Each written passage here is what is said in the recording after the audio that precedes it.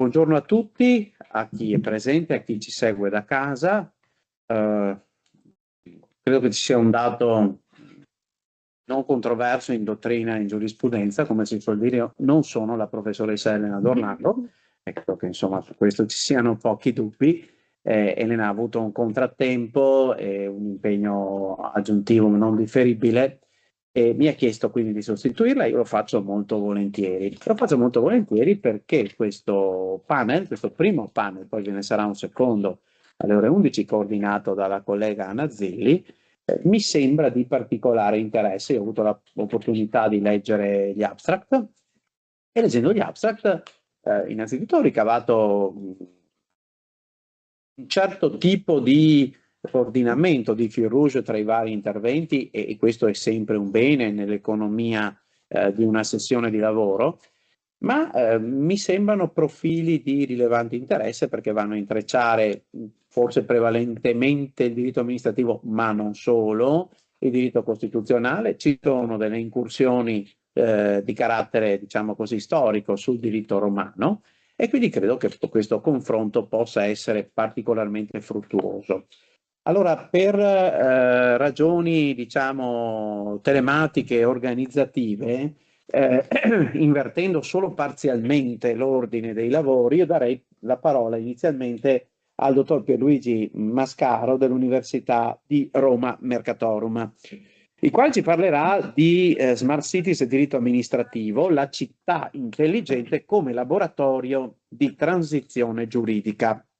Allora, dal punto di vista dei tempi di parola, io chiederei a tutti di contenere l'intervento in 15 minuti circa, perché dobbiamo rimanere nei tempi, visto che la sessione, siete in 5, la sessione successiva inizia alle ore 11, penso che ci possano essere, diciamo, i presupposti per rispettare questa tempistica, se rimaniamo in questa economia di tempi.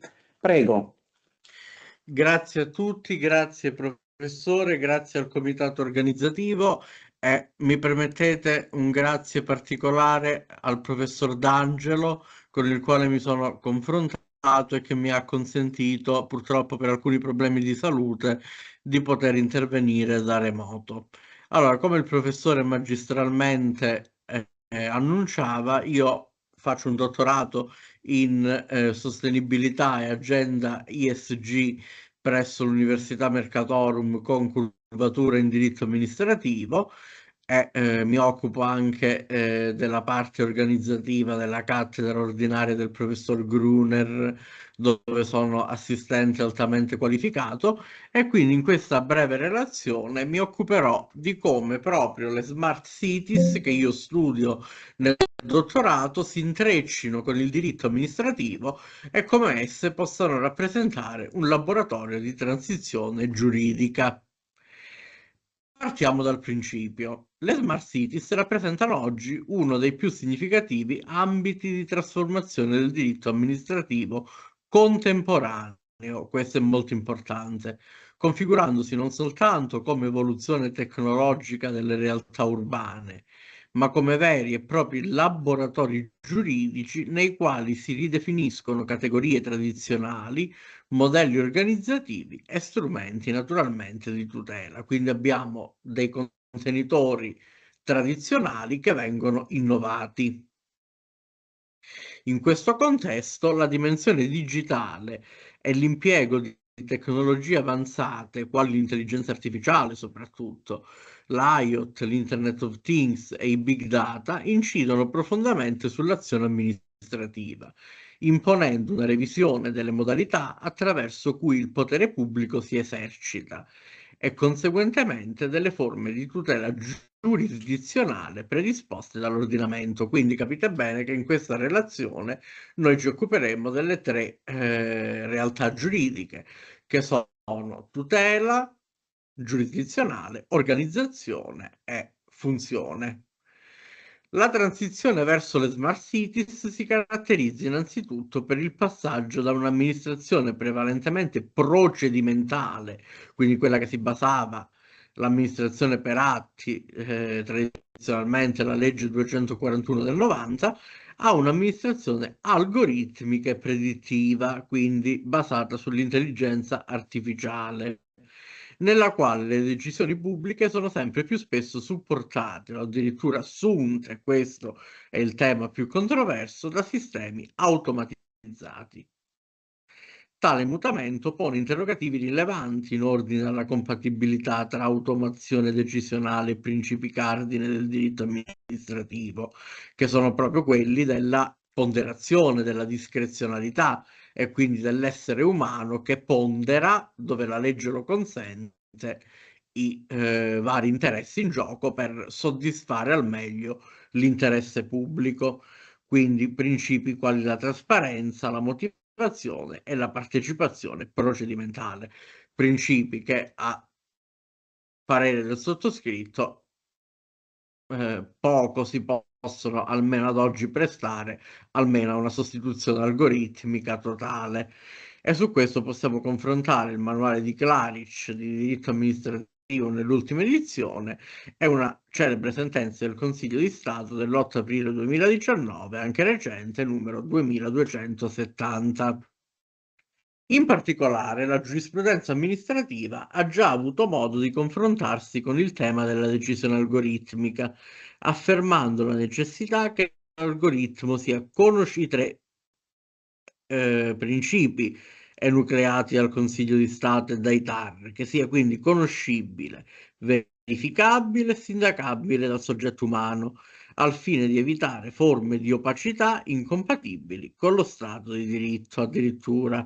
E abbiamo Consiglio di Stato, sezione sesta, numero 2270, sempre del 19, già citata, e TAR Lazio di Roma, sezione terza bis, 13 febbraio 17, un po' più risalente, numero 3769.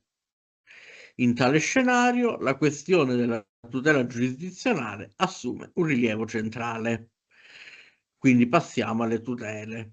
Le smart cities, infatti, determinano una moltiplicazione delle situazioni giuridiche soggettive coinvolte, nonché una crescente ibridazione tra interessi legittimi e diritti soggettivi, che vengono sempre più a intrecciarsi. E qui viene il punto a me più caro. Un punto che non è previsto adesso dal nostro ordinamento processuale, segnatamente nel decreto 104 del 2010, codice del processo amministrativo, ma che potrebbe in futuro essere pensata senza però essere avulsa da problemi e criticità, che potrebbe essere pensare come esiste la giurisdizione esclusiva del giudice amministrativo, ex articolo 133 del codice, poter pensare anche, visto questa moltiplicazione dei diritti soggettivi intrecciati agli interessi legittimi, anche una giurisdizione esclusiva del giudice ordinario. Se da un lato, infatti, l'azione amministrativa continua a esplicarsi attraverso l'esercizio di poteri autoritativi, come abbiamo detto, dall'altro lato essa si intreccia sempre più frequentemente con attività di natura privatistica, e questo ce lo dice la legge 241 del 90 all'articolo 1 bis, addirittura al primo articolo, dove la pubblica amministrazione, quando non agisce in via autoritativa, si comporta come un normale soggetto privato. Quindi attività di natura privatistica spesso realizzate mediante partenariati pubblico-privati, istituto fondamentale e piattaforme digitali gestite da soggetti privati. E su questo abbiamo un celeberrimo scritto di Gregorio Arena chiamato Cittadinanza attiva e amministrazione condivisa del 2011. Questa commistione rende più complessa l'individuazione del giudice competente, riproponendo quindi in termini nuovi il tradizionale criterio di riparto di giurisdizione tra giudice amministrativo e giudice ordinario. Come noto e come anticipavamo, il sistema italiano si fonda sulla distinzione tra diritti soggettivi e interessi legittimi, attribuendo al giudice amministrativo la cognizione degli atti autoritativi e al giudice ordinario quella delle controversie relative ai diritti. Questo dalla celeberrima Cassazione Sezioni Unite 22 luglio 99 del numero 500 che tutti i giuristi conosciamo. Tuttavia, nelle smart cities tale distinzione tende a sfumare, in quanto l'esercizio del potere pubblico si manifesta spesso attraverso strumenti tecnologici e contrattuali difficilmente riconducibili alle categorie tradizionali e quindi alla tradizionale dicotomia tra diritto soggettivo e interesse legittimo. Passiamo però ai profili problematici che anticipavamo. Un primo profilo problematico concerne il sindacato giurisdizionale sulle decisioni algoritmiche. Se si ammette che l'algoritmo costituisce parte integrante del procedimento amministrativo, ne consegue che esso deve essere soggetto al controllo del giudice amministrativo, il quale è chiamato a verificarne la legittimità sotto il profilo della ragionevolezza, della proporzionalità e della non discriminazione. Tuttavia, la natura tecnica e spesso proprietaria degli algoritmi può ostacolare l'effettività di tale sindacato, rendendo necessario un adattamento degli strumenti processuali, anche attraverso il ricorso a consulenze tecniche specialistiche e all'introduzione di obblighi di trasparenza addirittura rafforzata. Un secondo profilo problematico riguarda la tutela dei dati personali e la responsabilità derivante dal loro trattamento. Nelle smart cities, infatti, la raccolta e l'elaborazione di dati su larga scala costituiscono il presupposto per l'erogazione di servizi intelligenti, ma comportano anche rischi significativi per i diritti fondamentali individuali. In tali ipotesi, la tutela giurisdizionale si articola su più livelli. Da un lato, il giudice amministrativo può essere chiamato a sindacare gli atti regolatori e organizzativi adottati dalle amministrazioni, quindi i cosiddetti atti di macro-organizzazione. Dall'altro lato, il giudice ordinario conserva la competenza sulle azioni risarcitorie per danni derivanti da trattamenti illeciti dei dati. In questo contesto si inserisce una riflessione ancora prevalentemente dottrinale circa la possibile evoluzione del sistema verso forme di giurisdizione esclusiva appunto del giudice ordinario, in specifici ambiti proprio delle smart cities. Sebbene tale ipotesi non trovi allo Stato un fondamento positivo, come abbiamo anticipato, essa viene prospettata in relazione a quelle attività in cui l'amministrazione agisce mediante strumenti privatistici o attraverso piattaforme digitali gestite in regime di mercato. E qui è importante leggere la nuova Costituzione economica di Cassese nell'ultima edizione del 2012. In tali casi si potrebbe ritenere che la tutela dei diritti degli utenti debba essere affidata integralmente al giudice ordinario, anche in presenza di un coinvolgimento pubblico, al fine di garantire maggiore uniformità e specializzazione nella risoluzione delle controversie stesse. Per concludere, una simile evoluzione comporterebbe tuttavia rilevanti criticità. In primo luogo, essa rischierebbe di indebolire il sistema di garanzie proprie del diritto amministrativo, fondato su principi quali l'imparzialità e il buon andamento, ex articolo 97 della Carta fondamentale. In secondo luogo, potrebbe determinare una frammentazione della tutela giurisdizionale, con conseguente aumento dell'incertezza per i cittadini e gli operatori economici. Pertanto, l'eventuale estensione della giurisdizione ordinaria dovrebbe essere attentamente calibrata, misurata, individuando ambiti specifici e prevedendo adeguati strumenti di coordinamento con il giudice amministrativo. Ulteriore ambito di rilievo, proprio per concludere, è rappresentato dalla responsabilità della pubblica amministrazione nelle smart cities. Infatti, l'utilizzo di sistemi automatizzati e la cooperazione con soggetti privati pongono interrogativi circa l'individuazione del soggetto responsabile in caso di danni. La giurisprudenza tende a riconoscere una responsabilità dell'amministrazione anche quando l'attività sia materialmente svolta da soggetti terzi, quindi la responsabilità immediatamente attribuita, in quanto essa conserva un potere di indirizzo e di controllo. E qui abbiamo una celeberrima sentenza del Consiglio di Stato, sezione quinta, che consiglio di leggere a tutti, 3 maggio 18, numero 2639. Tuttavia, nei contesti altamente tecnologici delle smart cities, quindi IoT, big data, tutto quello che abbiamo visto, tale ricostruzione potrebbe risultare insufficiente, rendendo necessario lo sviluppo di modelli di responsabilità condivisa o a rete. E questo lo troviamo nell'ultima edizione delle lezioni di giustizia amministrativa celeberrime di Aldo Travi. Infine, le smart cities incidono anche sulle forme di partecipazione e accesso alla giustizia. Ricordiamo bene, le piattaforme digitali infatti consentono una maggiore trasparenza e facilitano l'interazione tra cittadini e amministrazione, ma al contempo possono creare nuove disuguaglianze legate al digital divide.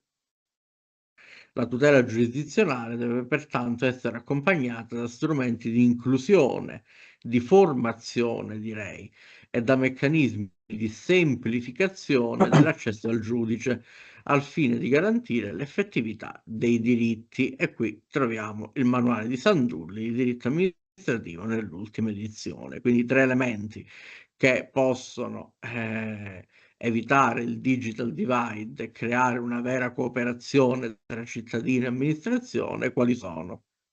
Inclusione, semplificazione ed evitare le disuguaglianze nel modo più possibile più possibilmente efficace. In conclusione, le smart cities rappresentano un banco di prova privilegiato per la capacità del diritto amministrativo di adattarsi alle sfide della trasformazione digitale. In particolare, esse sollecitano una profonda riflessione sul sistema della tutela giurisdizionale, imponendo un ripensamento dei criteri del riparto di giurisdizione, degli strumenti di sindacato e dei modelli di responsabilità. Pur nella consapevolezza delle criticità, emerge l'esigenza di un approccio evolutivo, capace di coniugare innovazione tecnologica ma garanzia dei diritti, preservando al contempo i principi fondamentali dello Stato di diritto. Grazie. Grazie, grazie dottor Mascaro, lei è stato perfettamente nei tempi. Grazie a voi. Mi sono fatte interessanti queste riflessioni sul riparto di giurisdizione, immaginandole però de iure condendo anche sotto il profilo costituzionale, perché dato l'articolo 103, che peraltro recepisce una distinzione, un riparto storicamente inverato già dall'allegato E del 1865, dicevo, dato l'articolo 103 della Costituzione, c'è l'attribuzione all'autorità amministrativa, all'autorità giurisdizionale amministrativa del sindacato sugli interessi legittimi, e quindi bisognerebbe passare per quella strada se si volesse invertire il principio attuale, che invece configura come, diciamo, eccezionale l'attribuzione al giudice ordinario al giudice amministrativo di una cognizione sui diritti soggettivi. Ma se Quindi, posso permettermi, non si dovrebbe trattare di un'inversione, ma di una commistione sancita a livello costituzionale, perché il suo citato allegato E del 1865 è diametralmente opposto alla realtà delle smart cities. Quindi è chiaro che dove ci specializziamo nella tutela dei cittadini e dei loro bisogni soggettivi, proporzionalmente si accresce la competenza del giudice ordinario, che però non trova fondamento costituzionale. Questo è il problema. Però, come dicevo, è una cosa che andrebbe attentamente calibrata e misurata proprio con il centimetro, non buttata così nella Costituzione. Questa è la mia idea. bene, allora, con questo criterio del centimetro, diciamo, costituzionale, ringraziamo ancora il dottor Mascaro. Grazie a voi.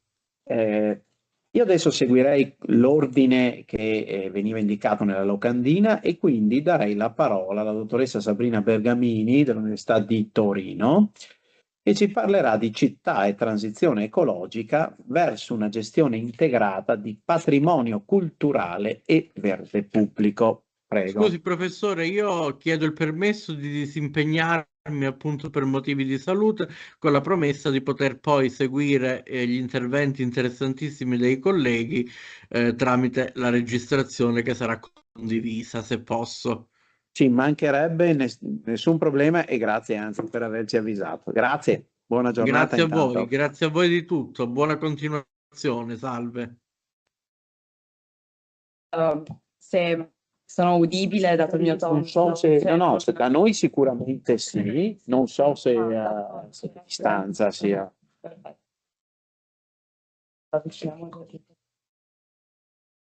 Sì, no, ma così dovrebbe bastare. Parlare piano. Allora, buongiorno a tutti, mi unisco ai ringraziamenti del collega, che il collega ha fatto precedentemente, innanzitutto, quindi un ringraziamento al comitato organizzatore non solo per l'opportunità, ma anche diciamo per l'interessante spunto di riflessione che questa conferenza costituisce. Io in particolare vorrei iniziare il mio intervento citando una frase nella quale mi sono imbattuta, diciamo, durante le mie ricerche e che ben riassume, diciamo, l'essenza della stessa, ecco. The keys to the future are to be found in the past, che, perdonate la mia pronuncia, appunto Sì. così era in originale, si trova in un interessante libro che coniuga, come si evince dal titolo, arte e cambiamento climatico e che in particolare, come appunto dicevo, coniuga, sintetizza anzi bene quello che è la mia ricerca, diciamo. Infatti da un lato troviamo quelli che sono i beni culturali e quindi il passato, la nostra memoria, e parafrasando invece quello che è il legislatore, la nostra traccia di civiltà, e da un lato appunto quello che è la sostenibilità e quindi l'idea di futuro che è essenzialmente connessa. Cercando però di fare chiarezza, perché appunto vi ho solo dato alcuni spunti, anticipo sin da subito, ecco, che quasi tutti gli ordinamenti europei, quelli che sono i beni culturali e quelle che sono invece le aree verdi, vengono invece normalmente, ecco, regolate separatamente. Quindi appunto si ha inoltre anche quello che è un approccio gestorio rispetto a questi luoghi di tipo dall'alto, quindi di tipo top-down.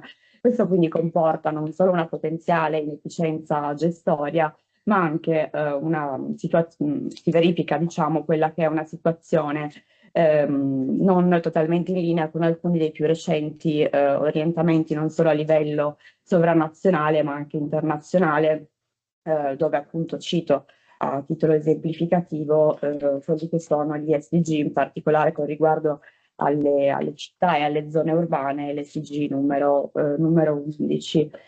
Quindi questa congiunta considerazione non viene espressamente operata nemmeno in paesi quali il nostro, quindi l'Italia, la Spagna e la Francia, che si collocano in realtà rispettivamente al primo, al quarto e al quinto posto in quella che è la classifica globale UNESCO per quantità di beni culturali presenti sul loro territorio. La seconda ragione per la quale vengono considerati è quindi anche una ragione di tipo appunto climatico, se vogliamo. Fanno infatti parte del bacino del Mediterraneo, il quale, stando allo European State of Climate Summary degli ultimi anni, appunto un report che viene redatto e rilasciato ogni anno, sono tra quelli più colpiti da fenomeni quali cendi boschivi, siccità e ondate di calore. Questi paesi inoltre si prestano si prestano, diciamo, ad essere oggetto di analisi comparativa non solo per l'uniforme posizione geografica, ma anche per il fatto che appunto sono accomunati dalla loro tradizione giuridica, fanno infatti tutti parte, se vogliamo, di quello che è un sistema di civil law. Quindi potrebbe quasi addirittura sorprendere come in realtà dall'analisi di tipo comparatistico che ho svolto sinora, in realtà le soluzioni che siano emerse siano abbastanza differenti tra loro. Brevemente, e appunto anche per ragioni di tempo, limitandomi a esporre quelle che sono i risultati, diciamo, con riferimento a quelli che sono i beni culturali. Si può riferire che nel complesso questi paesi sono tutti accomunati da una gestione del patrimonio culturale svolta prevalentemente da quella che è la pubblica amministrazione. E questo avviene in Italia, dove appunto solo a partire dal periodo a cavallo tra la fine degli anni 80 e l'inizio degli anni 90 si è avuta diciamo, un cambiamento di paradigma, ma questo appunto dettato in realtà più da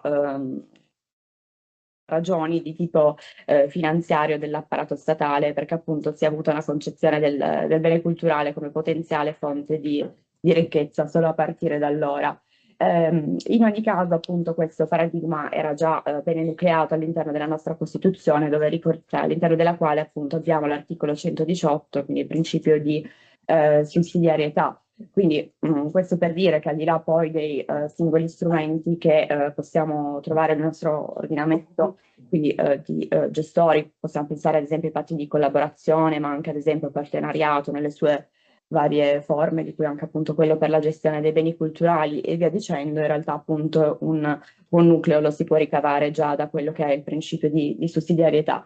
E stessa tendenza accentratrice viene anche osservata, diciamo, in Francia, dove appunto interamente la tutela del patrimonio culturale è affidata alla pubblica amministrazione e benché appunto in realtà il sistema francese preveda allo stesso modo anche delle forme di cooperazione tra autorità, queste rimangono appunto confinate alla sfera pubblica. Solo in un caso, e quindi con riferimento ai siti patrimoniali remarquable, il codice del patrimonio, il Code du patrimoine francese, fa riferimento a quelli che sono i privati, quindi i cittadini, come titolari di appunto diritti partecipativi.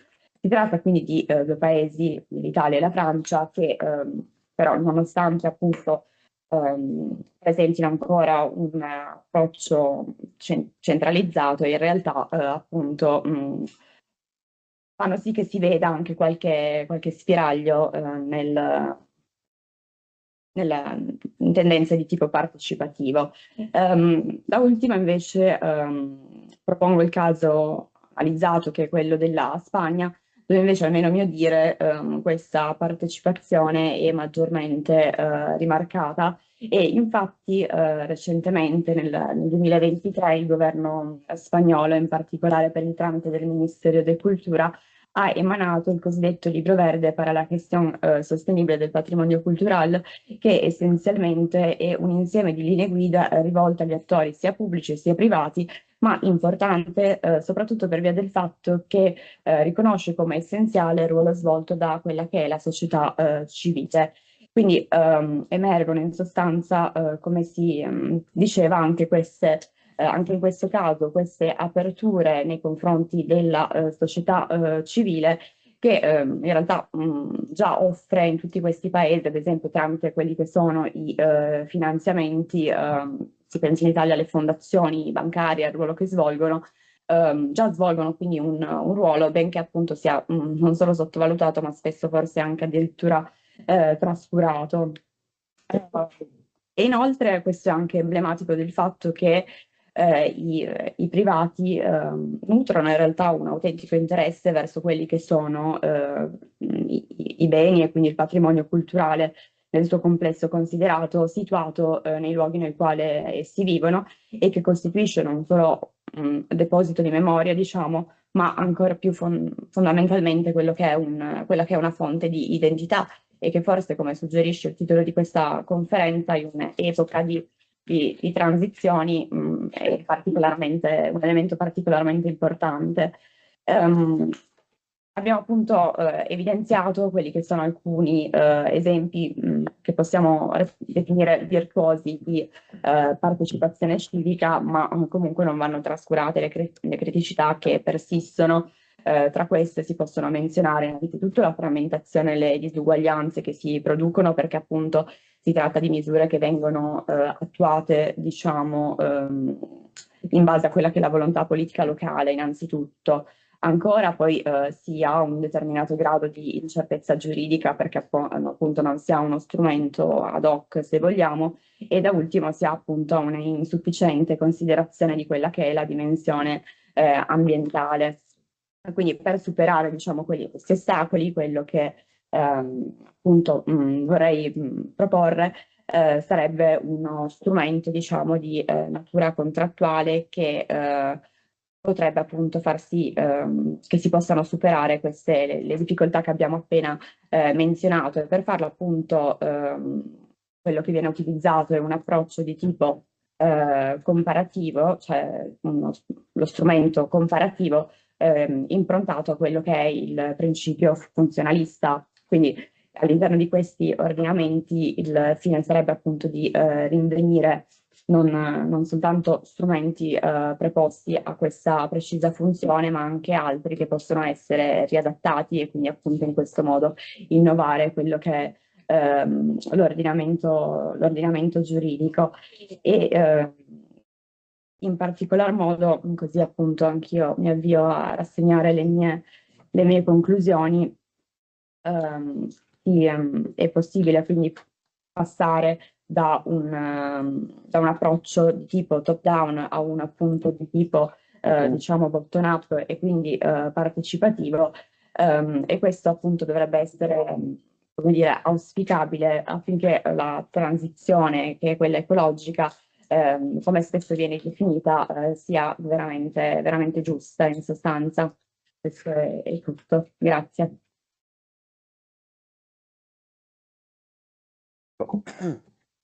Grazie a lei, dottoressa, che qui tradisco un attimo la mia formazione costituzionalistica. Vedo che nell'impostazione complessiva c'è attenzione alla, diciamo, alla ripartizione di competenze tra l'operatore pubblico in generale e l'operatore privato. Quindi saltando, direi, il tema intermedio della ripartizione invece tra i poteri pubblici, cioè tra potere centrale e poteri territoriali. Mi pare che il suo focus sia più soprattutto sulla valorizzazione del privato. No, in realtà appunto per ragioni di economia espansiva non l'ho menzionato, però senz'altro mi sono anche occupata di valutare questo aspetto in tutti gli ordinamenti per capire poi come il pubblico possa in realtà poi interagire e quali strumenti abbia a disposizione per, come dicevo, interagire con il privato, quindi non è sicuramente un aspetto da trascurare come nei diversi ordinamenti sia ripartito il potere centrale, se vogliamo. Ecco, e l'altro versante, sul quale magari oggi si è soffermata meno, ma io dall'abstract lo vedevo, era quello della gestione integrata di patrimonio culturale e verde pubblico. Sì. Lì a riguardo, non credo che fosse proprio, probabilmente così manifestano le intenzioni dei costituenti, ma tutto sommato l'articolo 9 della nostra Costituzione, che menziona assieme la tutela del paesaggio, del patrimonio storico-artistico della Costituzione, mi sembra anche già una prima coordinata importante nella diciamo, rafforzare questa sinergia tra questi due aspetti e la loro correlata tutela. Sì, se vogliamo è una previsione che oggi è stata resa ancora più forte dalla recente, più o meno ormai, cioè dalla riforma del 2022 che è stata operata proprio sull'articolo 9, oltre che sull'articolo 41. Esattamente. Bene, grazie ancora. Diamo adesso la voce e la parola al dottor Giacomo Amato dell'Università di Roma La Sapienza, il quale tratta un tema rispetto al quale c'è una certa sensibilità anche nell'ambito di questo contesto territoriale di questa regione, perché si è occupato e si sta occupando, deduco, dei territori montani.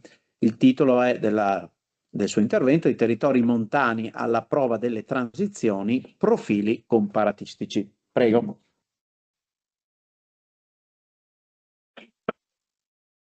Grazie Presidente, e c'è innanzitutto confesso un sentito ringraziamento al comitato organizzativo e al comitato scientifico per l'edizione di questo convegno, che non è altro che un'occasione preziosa che ci invita a riflettere su un tema di estrema attualità. E del resto, mutuando l'espressione la nota espressione del sociologo francese Edgar Morin, il mondo odierno è segnato da una policrisi, vale a dire la compresenza di crisi interconnesse. E si pensa ad esempio appunto alla crisi economica, alla crisi sanitaria che abbiamo conosciuto evidentemente con la crisi pandemica, alla crisi ambientale che al suo interno disvela una molteplicità di crisi, alla crisi demografica e da ultimo quella geopolitica che anch'essa dischiude ulteriori crisi, tra cui quella bellica, ma anche ad esempio quella energetica. Bene, allora la presente relazione innanzitutto rappresenta un primo momento preliminare di consegna appunto di quanto analizzato sino ad oggi all'interno del mio progetto di ricerca e prenderò le mosse appunto dalla legislazione dei territori montani in seno all'epoca delle transizioni, con particolare inerenza appunto ai profili giuseconomici e comparatistici. Quindi l'intervento, chiarisco, non si propone di affrontare in maniera esaustiva l'intero corpus normativo a favore dei territori montani, ma vuole, diciamo, offrire una panoramica su come la stessa legislazione si sia conformata alla luce delle transizioni.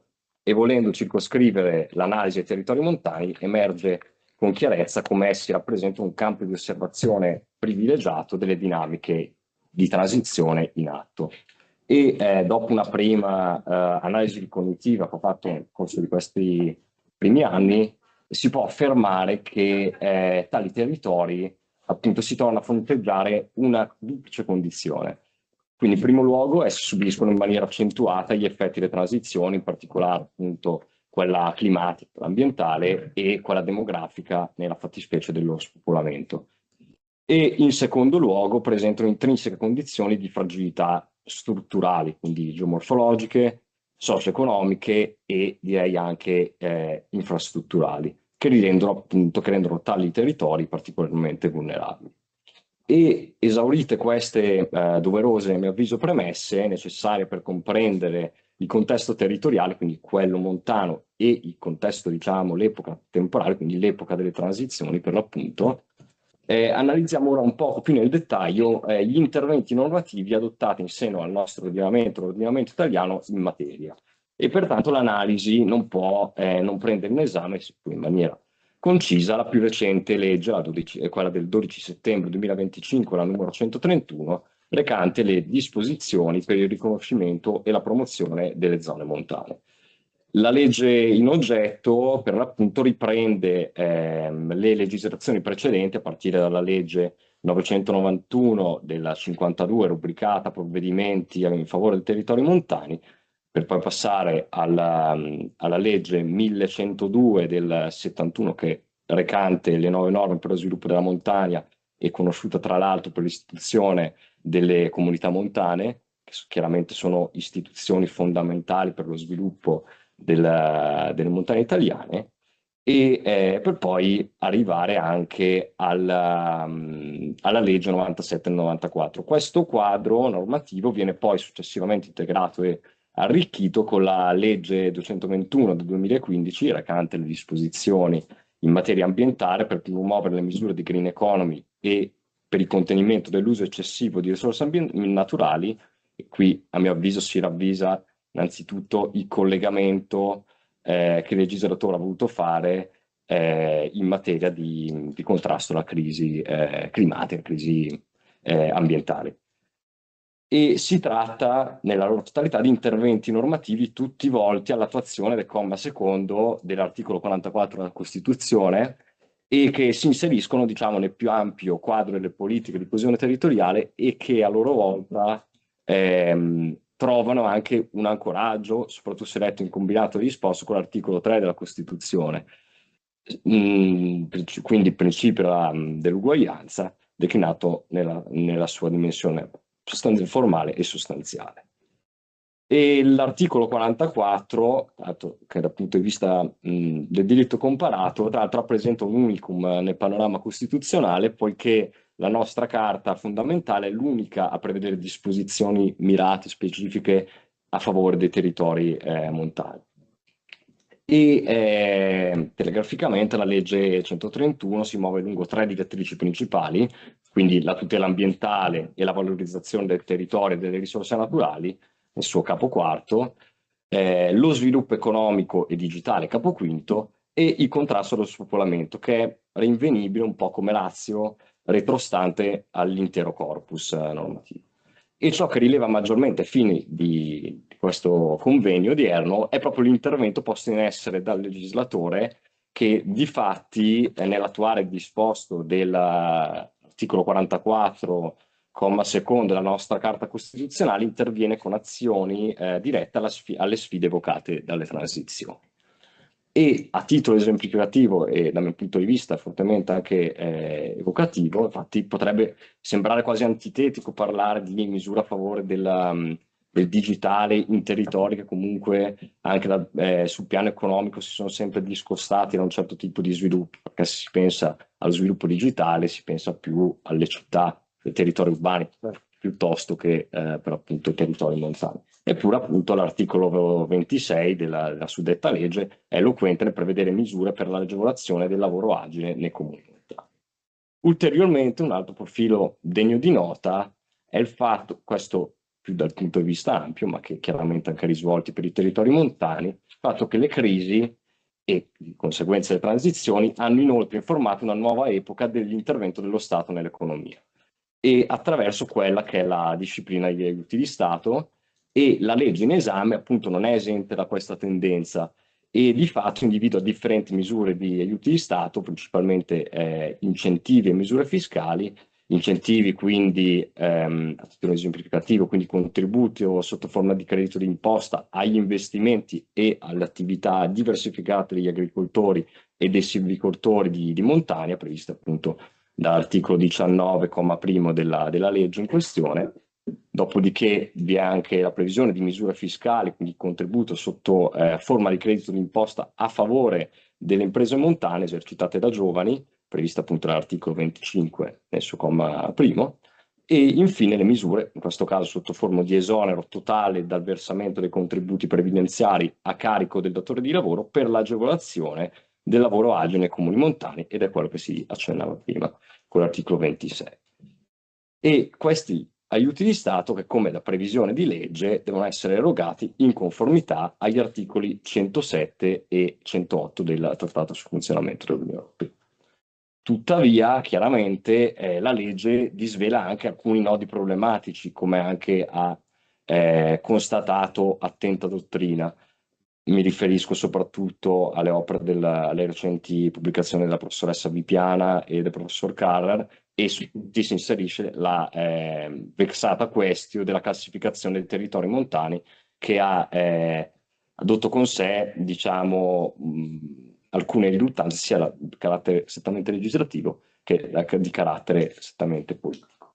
E inoltre l'altro lato problematico è il fatto che le misure finanziarie previste dall'inquadrata legge verranno devolute unicamente ai comuni montani, definiti la legge attraverso i decreti di riordino da parte del governo, sulla base dei cosiddetti parametri socio-economici, i quali però al momento non sono ancora stati delineati e siamo in fase di definizione. Ulteriormente un'altra ratio che a mio avviso si coniuga in maniera ottimale con il tema delle transizioni, anche alla luce dei già citati SDGs, si ravvisa nel tentativo del superamento del divario che intercorre tra diversi territori, ad esempio territori montani e territori urbani. E telegraficamente fa gioco ricordare che questo strumentario appunto di interventi a livello nazionale si va chiaramente a coordinare dal punto di vista eurounitario, comunitario, e l'articolo 174 del trattato del TFUE difatti pone tra gli obiettivi fondamentali dell'Unione Europea la riduzione delle disparità territoriali, con particolare attenzione alle regioni montane e alle aree caratterizzate da svantaggi permanenti, che era un po' anche la ratio che già il legislatore costituente nel 1944 aveva individuato.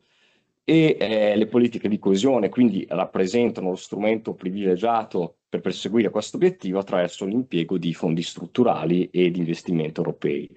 Poi in questo contesto si va anche a collocare ulteriormente la strategia macro-regionale delle aree alpine, stata avviata nel 2015, che va a promuovere una cooperazione tra stati stanziati in tali territori.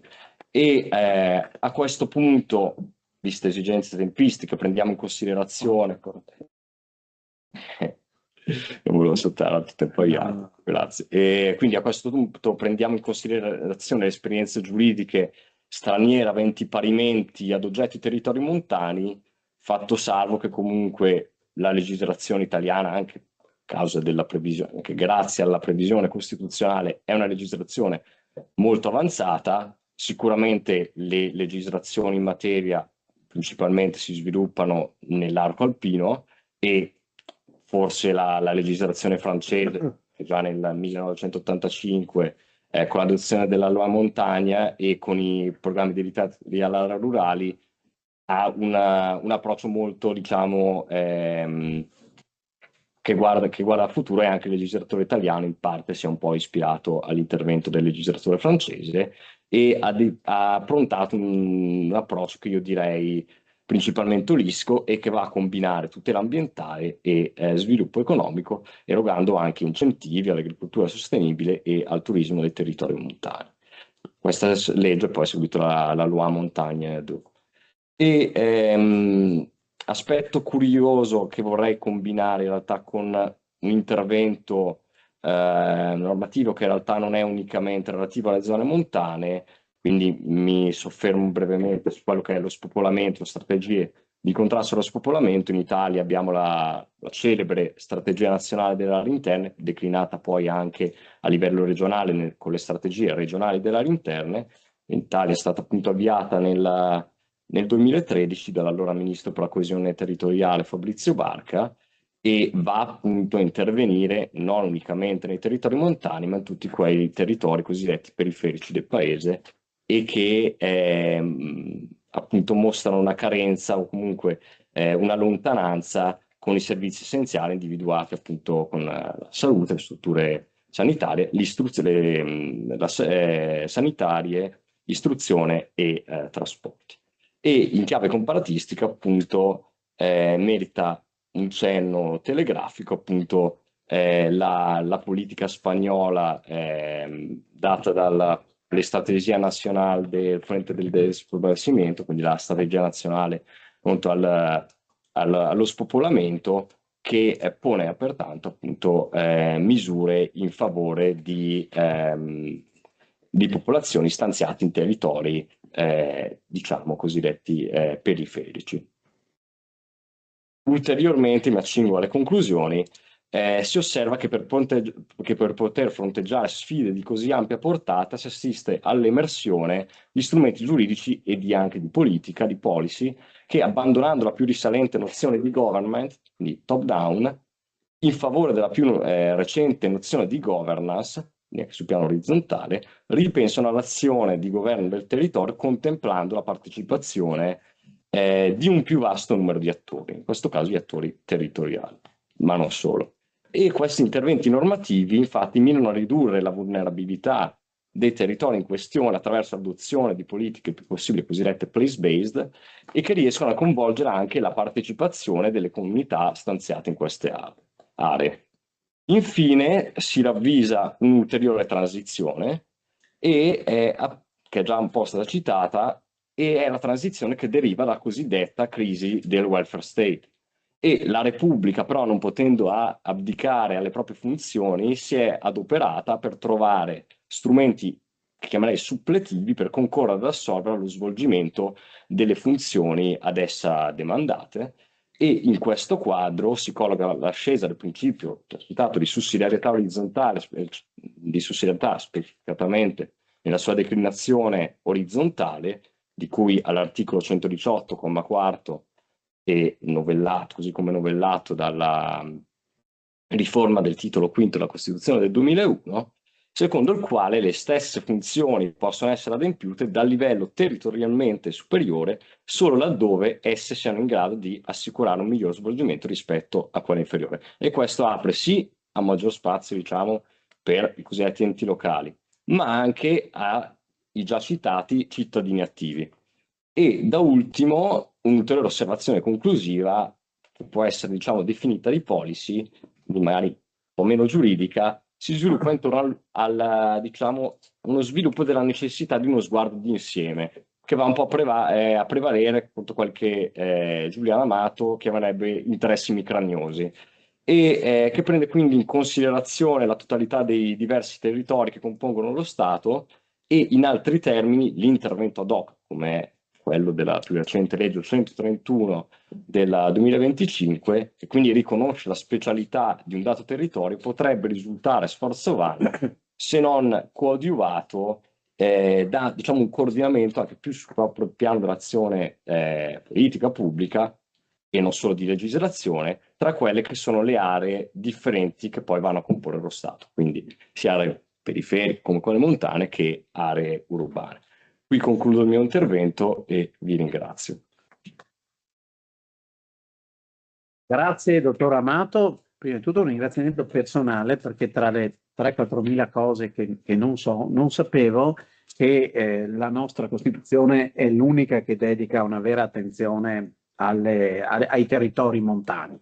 Ecco, a riguardo può essere interessante studiare il risvolto applicativo della legge recente sulle competenze regionali, perché tra le poche materie, veramente pochissime, per le quali si ritiene, insomma, con un minimo di stabilità, che ci sia una potestà legislativa regionale, c'è la disciplina delle comunità montane, o almeno così si riteneva, e quindi insomma bisognerà capire come si impatterà. In generale credo che sia un argomento sul quale l'attenzione della dottrina sia ancora limitata, se non limitatissima, e quindi secondo me merita particolarmente di essere approfondito. Bene, adesso ascolteremo un intervento della dottoressa Paola Calvano dell'Accademia delle Belle Arti di Napoli, che ci parlerà di un concetto molto ricorrente, ma leggendo l'abstract ho rafforzato, diciamo, l'impressione non sempre sufficientemente chiarito, che è quello di rigenerazione urbana. Il titolo del suo intervento, infatti, è Rapporto tra diritto e transizioni in ambito di rigenerazione urbana. Prego. Sempre il microfono, perché però insomma basta che amplifichi un pochino.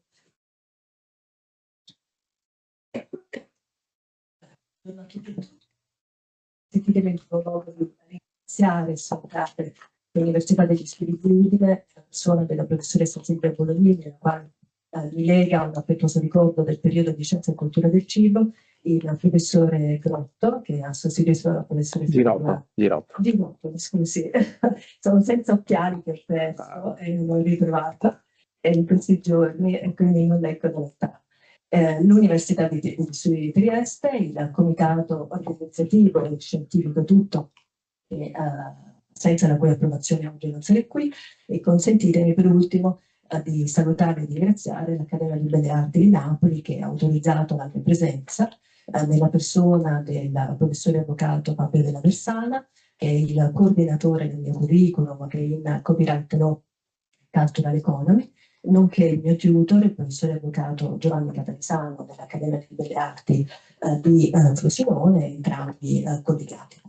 Detto questo, chiariamo il concetto di rigenerazione urbana e soprattutto qual è la differenza rispetto all'urbanistica e quali sono le finalità, gli obiettivi e le metodologie adoperate. E attraverso questo breve excursus ci renderemo conto che quella che il professore Girotto ha definito un fil rouge che collega tutti gli interventi di oggi, in realtà io lo definirei più che altro un cappello che raccoglie tutte quelle che sono in realtà le sollecitazioni che sono venute dai miei colleghi, quindi Smart City con la sua valutazione a centimetro, io la definirei, ma il termine non è mio, di puntualizzazione o puntinizzazione, per adoperare un termine più che altro che viene dalla biologia, e poi ancora quello dell'intervento del raccordo tra il patrimonio, la tutela del patrimonio storico-artistico e le aree verdi, ed infine insomma l'ultimo intervento. Allora, che cos'è la rigenerazione urbana? Per rigenerazione urbana si intende quello che è un processo integrato multidimensionale che mira alla riqualificazione, al recupero di aree degradate, in alcuni casi periferiche, ma non sempre, attraverso degli interventi che possono essere macrointerventi o microinterventi. Macrointerventi come la ristrutturazione di interi edifici, il recupero di intere aree, anche se oggi si preferisce parlare più che altro, più che di aree, di ambiti. È un concetto sottilmente diverso, perché l'ambito appunto inerisce a qualcosa di più specifico, sia per quanto riguarda la materia, sia per quanto riguarda i soggetti interessati, quelli che dal punto di vista giuridico, ma più che altro manageriale, definirei gli stakeholder, che possono essere interni o esterni. E poi interventi non solo macro, ma anche micro, e quindi anche la semplice rispillatura. La rispillatura è un intervento di carattere edilizio che mira a riempire i vuoti con la malta per finalità diverse, il famoso cappotto termico, oppure per esigenze di aumento dell'elasticità meccanica o estetica. E quindi la rigenerazione urbana è cosa diversa rispetto all'urbanistica. Come sottolinea il professore Maurizio Carta, ordinario di urbanistica dell'Università di Palermo e assessore nella sua città, dice attenzione perché la rigenerazione urbana è diversa dall'urbanistica, sebbene adoperate spesso come sinonimi, ma in maniera erronea. Sovente la rigenerazione per coprire o per correggere quelli che sono i fallimenti e gli errori dell'urbanistica. Sono simili in quelli che sono gli obiettivi, ma non uguali, e diversa è la metodologia, perché mentre l'urbanistica si occupa sostanzialmente della riorganizzazione, diciamo, dello sviluppo urbano nel suo andamento storico, nell'individuazione delle funzioni, degli usi, della gestione della rendita fondiaria, nonché del patrimonio storico, artistico, e quindi rappresenta una finalità, per dirla in maniera semplificata, quella che è la ristrutturazione edilizia o la riqualificazione dell'area. Nella rigenerazione, la ristrutturazione edile rappresenta, con vantaggi poi di carattere fiscale, soprattutto in termini volumetrici, rappresenta non la finalità ma lo strumento per realizzare quello che è il fine primo, che viene definito sempre dal professore Maurizio Carta come un atto biopolitico, perché l'obiettivo è quello sostanzialmente del recupero della biodiversità culturale, ovvero della biodiversità umana, ossia di garantire che nello stesso territorio persone appartenenti allo stesso genere, perché la rigenerazione urbana è anche per genere. Interessante uno studio di Jane Jacobs, che è una giornalista americana, nonché grande urbanista, che ha messo in evidenza, per esempio, come la struttura, diciamo, urbanistica della città sia improntata secondo un modello che è legato al genere maschile, che è ampiamente superato. Quindi, dicevo, la rigenerazione si pone come obiettivo quello cioè quello di garantire che persone appartenenti a un diverso genere, a una diversa etnia e a una diversa cultura possano convivere nello stesso territorio mantenendo le proprie peculiarità. E questo è un elemento e una finalità fondamentale che si collega a quello che è il metodo, perché il metodo è appunto quella partecipazione di cui parlava il collega per quanto concerne le comunità montane, la partecipazione della comunità, perché non c'è un'unica forma di rigenerazione, ma tante forme, tante rigenerazioni, quante sono le comunità interessate, perché deve essere una sorta di abito sartoriale cucito ad hoc, almeno così dovrebbe essere per quanto concerne la comunità di riferimento. Ma nata la rigenerazione soprattutto per evitare il consumo del suolo, il principio consumo del suolo pari a zero, secondo quello che è l'11° goal dell'agenda, rispetto meglio dell'11° goal dell'agenda ONU 2030, in realtà poi ha assunto un significato polisemico.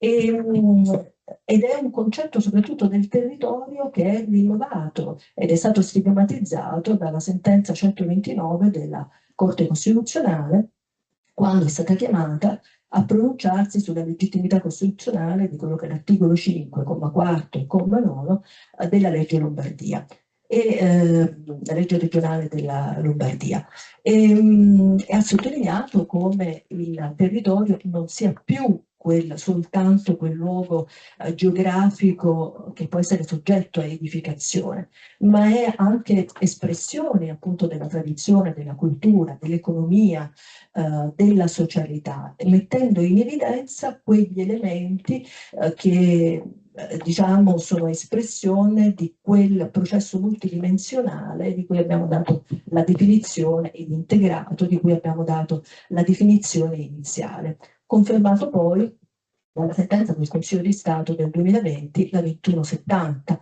che per la prima volta fa riferimento come obiettivo della rigenerazione urbana appunto a quella finalità di cui ho parlato prima, cioè quella del recupero della biodiversità culturale.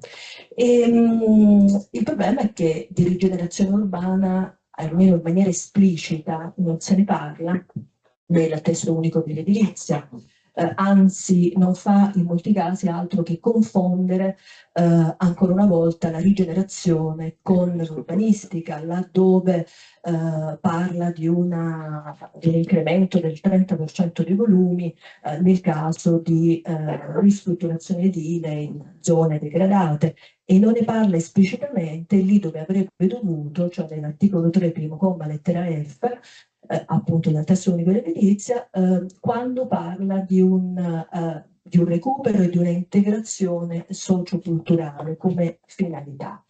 E questo quindi è ragione di fraintendimento tra i due ambiti, che non è puramente formale, ma è di carattere sostanziale, appunto per le finalità e per le modalità, diciamo, di realizzazione. E il problema è che invece dal punto di vista internazionale abbiamo riferimenti alla rigenerazione urbana, appunto nell'agenda citata dell'ONU 2030, ma ancora prima nell'agenda che è frutto della conferenza Habit terzo del 2016, poi ancora nell'agenda frutto della conferenza edilizia del 2020. Manca in quella italiana e soprattutto manca una normativa organica.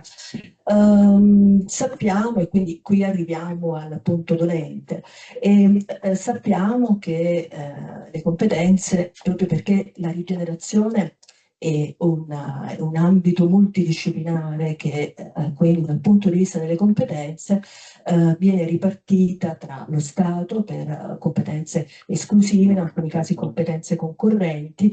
Lo Stato stabilisce quelli che sono i principi generali, soprattutto nel testo unico dell'edilizia, ed interviene, inizio ad accennare, ma poi questo sarà il cuore centrale, interviene spesso con decreto legge, lì quando c'è, sappiamo, il decreto legge, c'è una situazione di necessità e di urgenza, ma vediamo poi se nell'ipotesi del 123 2023 modificato della legge 159 del 2023, a voi meglio noto come decreto Caivano, che poi è diventato modello Caivano perché esportato in altri comuni, applicato in altri comuni come Secomigliano, Scampia, il Quarticciolo a Roma.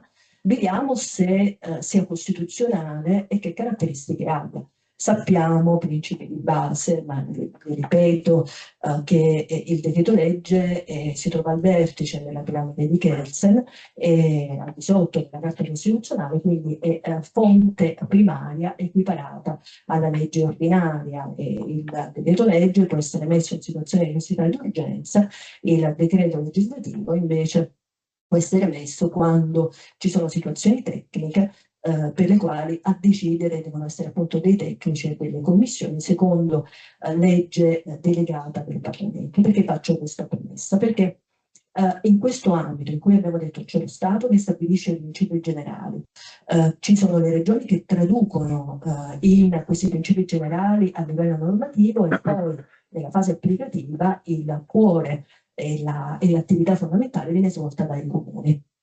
Ma lo Stato, intervenendo con i decreti legge, non fa altro che sostituirsi alla potestà comunale, cioè a quello che è il compito dei comuni e delle regioni. E lo fa nel caso in maniera, diciamo, ordinaria, nel senso non speciale, così come è avvenuto a Caivano, lo fa quando ci sono situazioni di emergenza, come è stato per esempio il caso dell'Aquila, per ragioni sismiche, ed in questo caso lo Stato si sostituisce completamente e ricostruisce intere città o interi territori.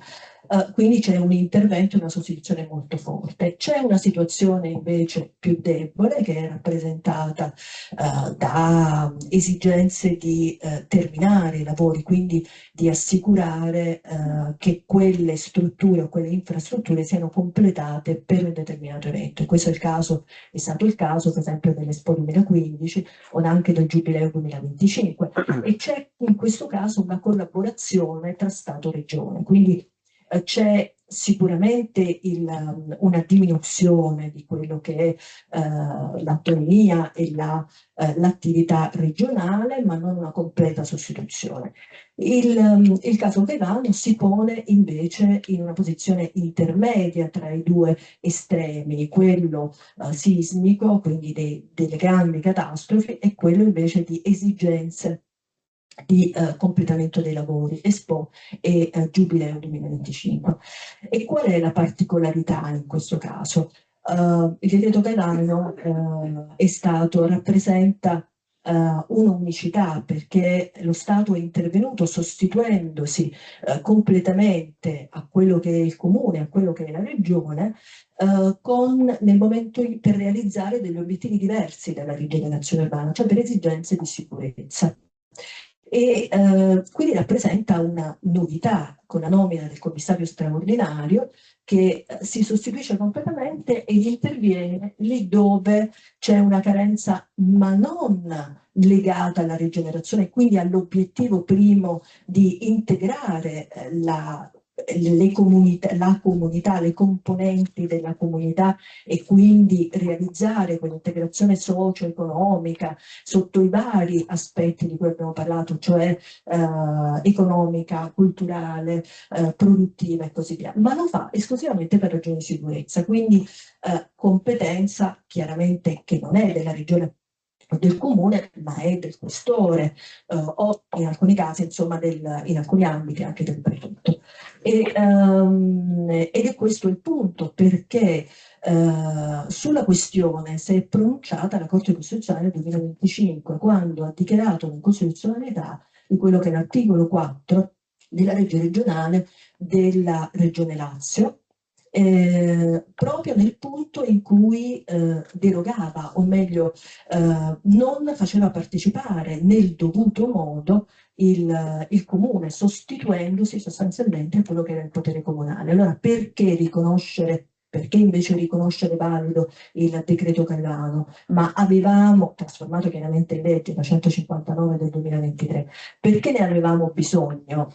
A mio avviso no, la Regione Campania si era dotata nel 2024 e poi ancora nel 2022 e poi nel 2024 una nuova legge regionale che aveva sostituito quella del 2004 e poi di un regolamento attuativo nel 2025. La Campania inoltre ha un programma che è il PRIUS 2021-2027, grazie anche al PNRR e quindi alla legge di bilancio 2019 e 2021, che hanno concesso, che hanno permesso, e sono ancora in atto, una serie di interventi di vario tipo di rigenerazione, tra cui per esempio cito, perché c'è l'intervento dell'Università Federico II, grazie alla sua collaborazione, c'è la rigenerazione della zona est San Giovanni e Teduccio di Napoli, lì dove almeno sino a 25, mi avvio alle conclusioni,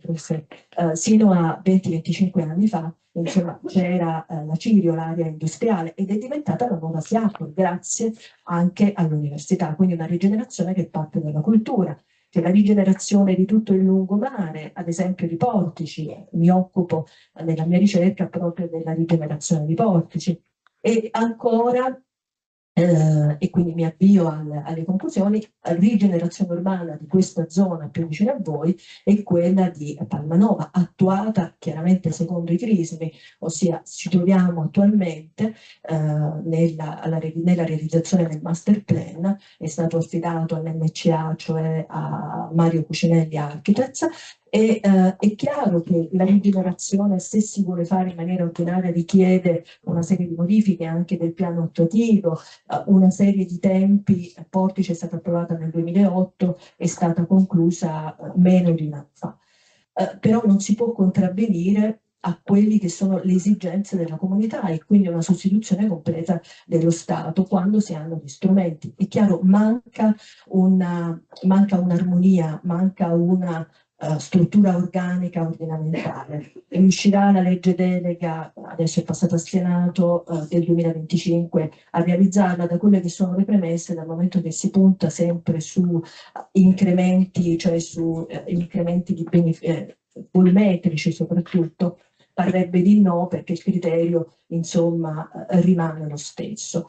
Però sarebbe auspicabile, appunto, come dicevano i colleghi, una armonizzazione di quello che è l'ambito per poter realizzare effettivamente quello che è l'obiettivo della biodiversità culturale. Grazie.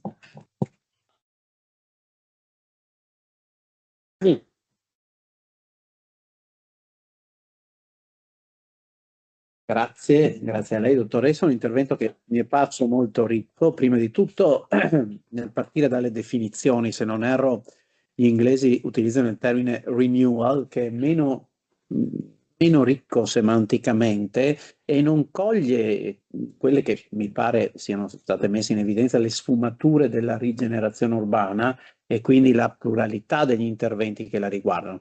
E poi personalmente ho apprezzato l'accenno un po' alla difesa delle competenze degli enti locali, se ho bene e correttamente inteso, e sotto questo profilo è importante la distinzione credo, tra urbanistica e rigenerazione urbana, perché mentre riguarda l'urbanistica, soprattutto quando si ragiona sulla pianificazione, vi è chi addirittura propone, non dico l'espropriazione delle competenze degli enti locali, soprattutto di quelli minori, perché ritiene che la pianificazione come tale non possa che abbracciare un'area più vasta, e viceversa la rigenerazione mi sembrerebbe essere più un ambito, un terreno delle particolarità e delle peculiarità della frazione di territorio. E quindi sotto questo profilo le riflessioni sul concorso tra fonti statali e regionali, sulla ammissibilità dell'intervento d'urgenza giustificato per finalità di sicurezza, ma che in realtà va a coprire settori che rientrano in qualcos'altro che sicurezza non è, e questo credo che sia un tema interessante e meritevole anche di ulteriore approfondimento. Bene, a chiudere questo primo panel abbiamo la dottoressa Silvia Usala dell'Università di Cagliari, la quale ci consentirà un'incursione nel diritto romano che non è distonica rispetto ai temi di cui stiamo parlando, perché rappresenta un tentativo sempre più frequente, mi pare di recente, di recuperare le categorie del diritto romano, tentando di leggere un po' la realtà odierna, avvalendosi appunto di queste chiavi di lettura. Le cedo la parola, prego. Proviamo a far così, dai. Grazie mille professore, mi unisco ai ringraziamenti dei colleghi, al Comitato Scientifico per l'organizzazione davvero encomiabile. Dunque il mio intervento propone una riflessione critica sulla persistente centralità della dicotomia tra pubblico e privato all'interno della qualificazione giuridica delle forme di appartenenza territoriale. Si tratta di una contrapposizione, questa tra pubblico e privato, che effettivamente continua a svolgere una funzione ordinante fondamentale nel pensiero giuridico contemporaneo e che spesso viene assunta quale schema interpretativo esclusivo, quindi capace di ricondurre a sé ogni situazione dominicale o di godimento. E allora in questa prospettiva gli assetti territoriali collettivi vengono normalmente ricondotti o nell'ambito della titolarità pubblica, intesa come titolarità statale o degli enti esponenziali, oppure qualificate come limitazioni o modulazioni di diritti individuali. L'ipotesi da cui muove il mio intervento è però che tale schema dotato naturalmente di una notevole forza sistematica e pur costituendo un imprescindibile punto di partenza per lo studio della materia, non sia tuttavia sufficiente a restituire la complessità storica e giuridica di tutte le forme di appartenenza territoriale. E più precisamente cercherò di dimostrare, senza naturalmente alcuna pretesa di esaustività, come la dimensione collettiva dell'appartenenza territoriale non costituisca semplicemente una zona intermedia tra proprietà pubblica e proprietà privata, ma presenti una propria autonomia strutturale, difficilmente riconducibile ai paradigmi proprietari tradizionali. In questa direzione mi sembra significativa anche una recentissima ordinanza, mi riferisco alla numero 5192 del 7 marzo 2026 delle sezioni unite della Corte di Cassazione, che ha fornito chiarimenti, a mio dire, in larga parte condivisibili sulla natura giuridica dei beni in proprietà collettiva, i quali, ribadisce la Corte, non possono essere assimilati a beni pubblici e che dice sempre la Suprema Corte, facendo propria una definizione molto efficace della dottrina, costituiscono un terzo ordinamento civile della proprietà. La mia riflessione prende le mosse da una constatazione di carattere più generale. Di recente infatti abbiamo assistito a diciamo un rinnovato interesse per i beni comuni, per le forme collettive di gestione delle risorse, interesse anche alimentato dal confronto con la teoria economica istituzionale. Basti pensare agli studi del premio Nobel Elinor Ostrom, ovviamente mi riferisco a Governing the Commons, ma non solo, tutte le sue ricerche dedicate ai modelli di autoregolazione e cooperazione nella gestione delle risorse condivise. E in questo contesto si colloca anche la riflessione giuridica sviluppatasi nel nostro contesto, quindi in ambito italiano, intorno ai diritti di uso civico. Come è noto, si tratta di un settore caratterizzato da una disciplina complessa, stratificata, che trova il suo punto di riferimento nella legge 1766 del 1927, ma che è stato interessato da significativi sviluppi tanto giurisprudenziali quanto legislativi fino alla più recente normativa in materia di domini collettivi. Le esperienze dei diritti di uso civico rappresentano una delle espressioni più significative della persistenza di forme collettive di godimento del territorio all'interno del nostro ordinamento. Naturalmente non intendo proporre alcuna continuità diretta tra esperienze storiche profondamente differenti. Tuttavia, tanto gli usi civici quanto altre forme storiche di godimento collettivo mostrano come la tradizione giuridica europea abbia conosciuto assetti di appartenenza e di uso delle risorse difficilmente riconducibili alla sola alternativa tra proprietà pubblica e proprietà privata. L'indagine che vi propongo adotta una prospettiva storico-giuridica che però ha bisogno di precise cautele di metodo, in quanto l'esperienza romana non andrebbe assunta come antecedente diretto delle categorie moderne e né come repertorio di modelli da attualizzare. Quindi l'obiettivo non è quello di rintracciare nel diritto romano una fase immatura di istituti contemporanei. Al contrario, intenderei valorizzare la distanza storica in questo contesto come strumento euristico e dunque capace di mettere in discussione la pretesa naturalità, universalità delle categorie moderne e di coglierne eventualmente dei limiti interpretativi. Da questo punto di vista è importante che evitiamo la retroproiezione del modello proprietario moderno sulle fonti di diritto romano, perché l'idea di una proprietà piena, esclusiva, tendenzialmente assoluta, costituisce il risultato di una lunghissima elaborazione concettuale e giuridica, e assumere tale modello come griglia interpretativa universale rischia di semplificare degli assetti storici caratterizzati da una pluralità di situazioni giuridiche e da una distribuzione differenziata di poteri e di facoltà. Partendo da queste premesse, il diritto romano ci offre allora un terreno particolarmente fecondo, poiché conosce diverse organizzazioni e forme di godimento territoriale che sfuggono appunto a una rigida qualificazione binaria. Accanto alla contrapposizione tra res pubblica e res privata, le fonti attestano infatti una pluralità di situazioni nelle quali l'uso collettivo, l'intervento pubblico e l'interesse individuale si intrecciano secondo modalità peculiari e non riconducibili a una mera logica dominicale. È in questo contesto che assume rilievo il tema centrale della mia indagine, che è il compascum, quindi il regime di compascolo.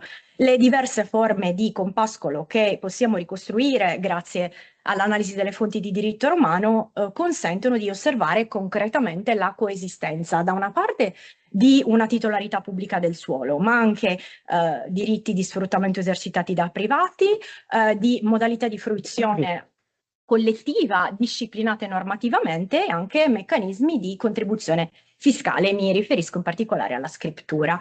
E questa compresenza di livelli giuridici eterogenei, difficilmente sussumibili in una categoria unitaria, non costituisce una semplice combinazione di pubblico-privato, ma rivela un modello di organizzazione dell'appartenenza nel quale la dimensione collettiva assume un ruolo strutturale. E dalla disciplina del compascum non emerge una semplice tolleranza amministrativa, si tratta piuttosto di un assetto giuridico complesso all'interno del quale l'intervento normativo organizza l'uso del territorio secondo dei criteri che tengono conto di tutti gli interessi coinvolti.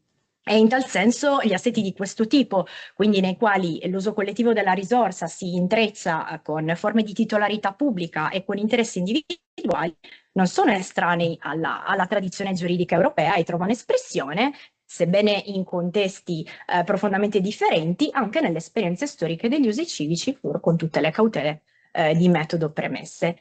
E in tale quadro assume particolare rilievo la Lex Agraria epigrafica del 111 a.C., che disciplina diversi profili relativi alla gestione dell'ager in una fase cruciale della storia repubblicana.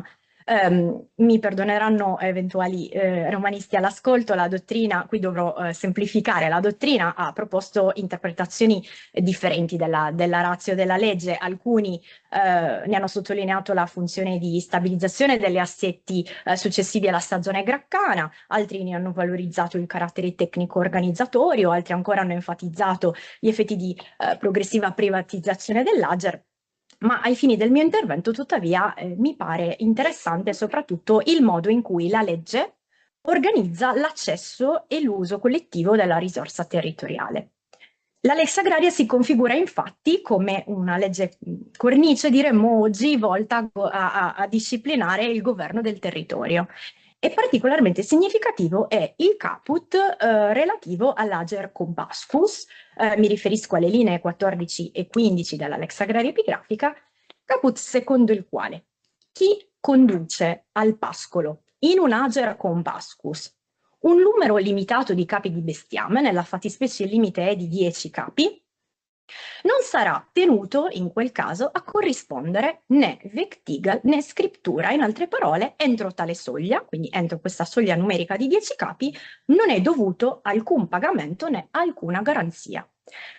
Ora, la disposizione in esame ci permette di percepire che la legge non introduce ex novo il regime del compascolo, ma interviene su pratiche probabilmente già consolidate, fissando dei criteri, dei limiti quantitativi e delle modalità di contribuzione.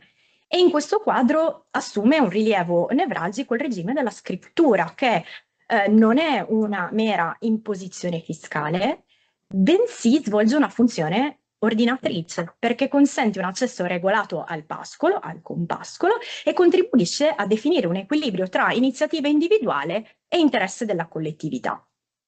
Da questo punto di vista, la disciplina del compascum ci mostra come l'ordinamento romano non si limiti a distribuire diritti soggettivi, ma costruisca delle forme di accesso e di uso delle risorse che prescindono da una rigida imputazione proprietaria. La previsione di soglie quantitative e di modalità di utilizzo non appare orientata alla trasformazione, in questo caso in esame, dell'ager publicus in proprietà privata, bensì alla gestione razionale di una risorsa condivisa. Emerge quindi una configurazione nella quale interesse pubblico e interesse privato risultano tutt'altro che contrapposti, semmai in dialogo, coordinati all'interno di un quadro normativo articolato. E l'esame delle fonti di diritto romano relative al Compascus, al Compascum, di cui il nostro caput della Lex Agraria Epigrafica costituisce un esempio, mostrano come la dimensione collettiva emerga quale strumento strutturale dell'organizzazione dello spazio. E questo dato ci consente di tornare criticamente al problema iniziale. Allora, l'esperienza romana attesta delle forme di appartenenza e di fruizione che non si lasciano ricondurre integralmente al binario, no? Alla dicotomia pubblico-privato. Allora, forse tale dicotomia non può essere assunta come categoria interpretativa esclusiva. Certo, si tratta di uno schema potente, ma non universale né neutro. Mi avvio alle conclusioni dicendo che queste brevissime considerazioni prospettate sulla base del regime del Compascum e della Lex Agraria del 111 a.C. ci consentono di percepire come nel diritto romano gli assetti collettivi territoriali presentino una autonoma consistenza giuridica nell'ambito del piano concreto della fruizione del bene. E sotto questa luce allora il Compascum non rappresenta soltanto un episodio, per quanto interessante, della storia agraria romana, ma offrono uno strumento interpretativo e costituiscono anche un osservatorio privilegiato per mettere in discussione la pretesa universalità delle categorie proprietarie moderne e per cogliere la rilevanza strutturale della dimensione collettiva all'interno della qualificazione giuridica dell'appartenenza, senza più relegarla a fenomeno residuale o eccezionale. Io vi ringrazio per l'attenzione. Grazie a lei, dottoressa. Una battuta: quando ha detto che insomma le categorie, ha premesso giustamente, le categorie giuridiche del diritto romano non vanno utilizzate interpretandole come versioni immature di un qualcosa, io ho sentito da classico imprinting del romanista, una volta un importante ordinario di diritto romano, non farò il nome, mi disse che il diritto romano è l'unico diritto degno di tale nome. Fu un'osservazione che non ammise repliche e quindi bisognava ascoltarla e basta. Però è interessante, ritevo, questo tentativo. Immagino che la disciplina del Compascum forse non sia l'unico esempio, forse possano essere delle altre possibilità di andare in qualche misura a mettere in discussione questa grande ripartizione di categorie tra pubblico e privato. Bene, noi siamo alla conclusione di questo panel. Io devo ringraziare chi ha, prima di tutto chi lo ha predisposto, perché come dicevo prima, credo che anche all'esito dell'esposizione dei nostri panelist sia risultato evidente questo insieme di fattori comuni tra tematiche che apparentemente non sembrerebbero tutte così vicine, ma che invece si inseriscono bene nel filo rosso che poi è stato esemplificato un po' dal titolo, cioè la transizione nella pianificazione del governo. Abbiamo parlato di fonti, abbiamo parlato di categorie giuridiche, abbiamo parlato di problematiche di attualità che costringono al ripensamento, tutto nell'ottica appunto di quella che è una innovazione, che è anche un po' il titolo del nostro corso di dottorato, di quello udinese. Quindi io vi ringrazio per la partecipazione a Udine, perché in questo panel eravate tutti diciamo non in ambito stranieri da questo punto di vista, non voglio utilizzare questa espressione. Credo che adesso possiamo goderci il coffee break in vista della seconda sessione mattutina, che tra l'altro è stata anche preceduta da un lancio al TG regionale questa mattina al giornale radio, la professoressa Zilli, che sarà la moderatrice del panel, che illustrava diciamo questa sessione che sta per iniziare. Bene, grazie ancora, a tra pochissimo a chi ci segue.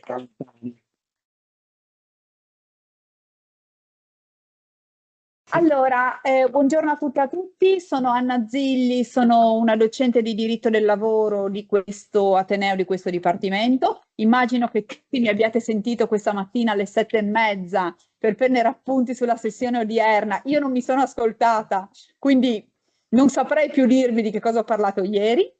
E sono molto contenta di essere qui, mi congratulo per tutto il vostro lavoro, mi congratulo con i colleghi, con i giovani colleghi per questa bellissima iniziativa, con l'augurio che sia la conferma o l'apertura di collaborazioni fra voi e di anche collaborazioni con i colleghi e i docenti che mi hanno preceduta e che mi seguiranno.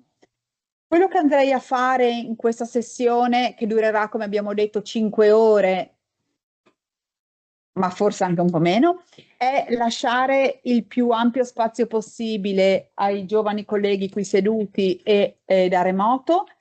Terrei l'ordine di locandina, che mi sembrava un ordine fortunato e opportuno, nel senso che insomma si è autostrutturato secondo l'ordine alfabetico, ma è l'ordine ottimo dei lavori che possiamo seguire. Quindi con un tempo di 12-15 minuti per ogni presentazione, abbiamo il dottor Gabriele Franco, dottorando udinese, che ci parla di AI Act. Abbiamo il dottor Antonio Natale, dottorando dell'Università Campania Vanvitelli, che ci parla di rimane sull'immateriale, che ci parla di potere direttivo algoritmico lavoristico, e poi andiamo sulla concretezza degli esoscheletri e della transizione tecnologica con la presentazione del dottor Pittelli.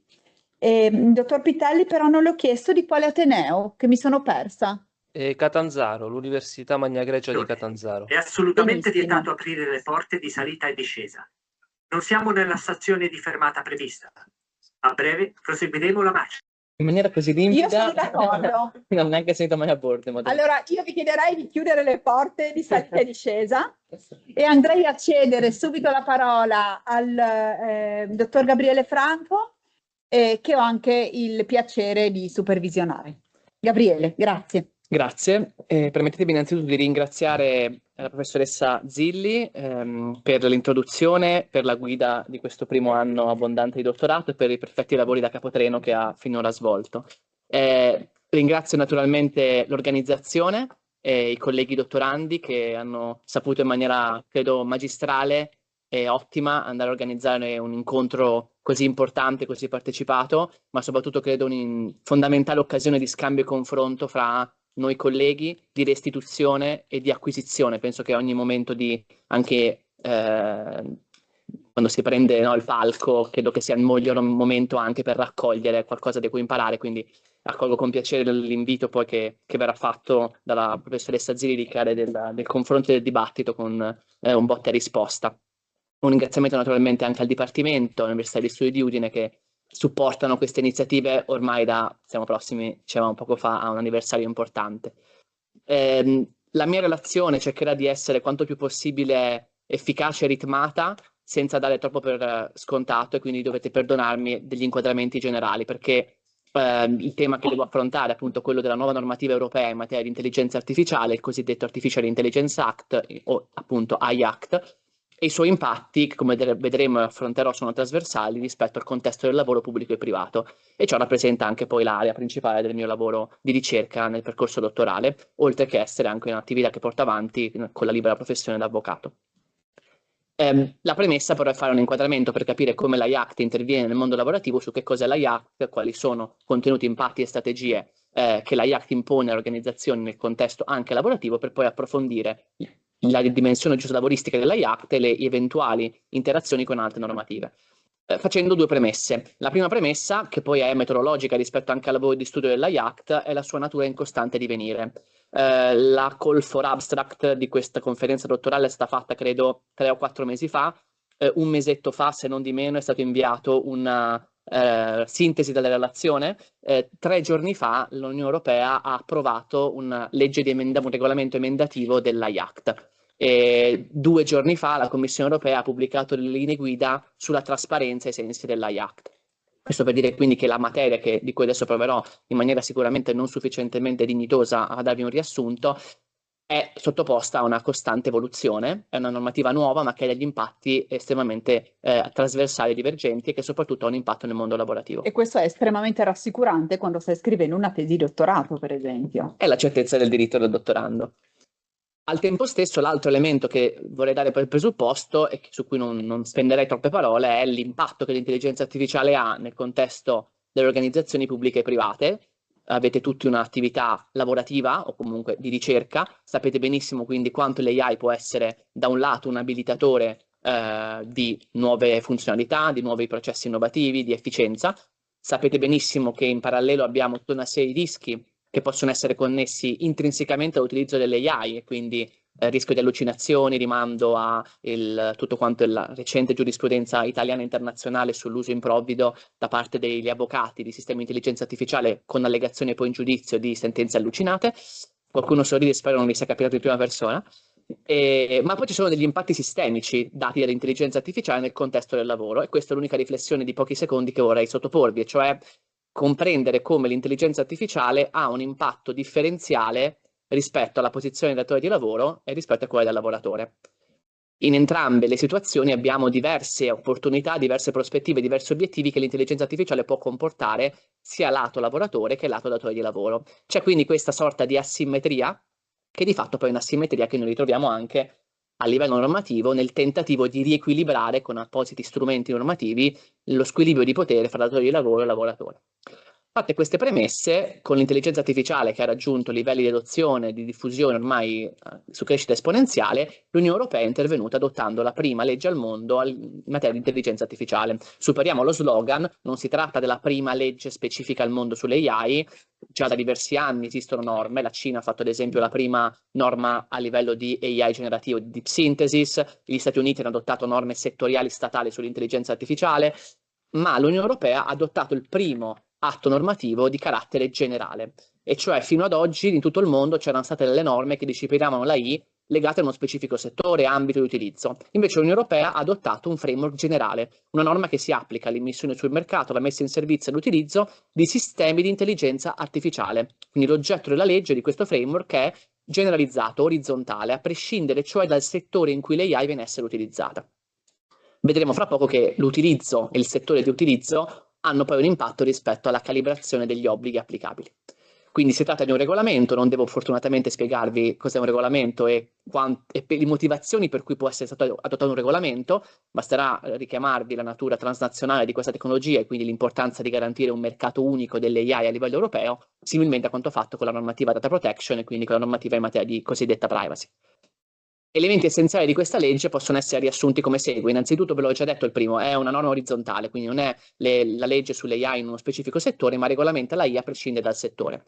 È una norma che richiama normative di prodotto europee, su questo vado molto veloce, cioè l'AI viene trattata come un prodotto e non come magari un dato, qualcosa di soltanto immateriale, come un servizio, e questo per permettere all'Unione Europea di adottare una norma in molto poco tempo, perché sono stati utilizzati strumenti di regolamentazione di prodotto già utilizzati a livello europeo per altri prodotti simili, con delle evidenti rotture e problematiche nel trattare l'AI come un prodotto.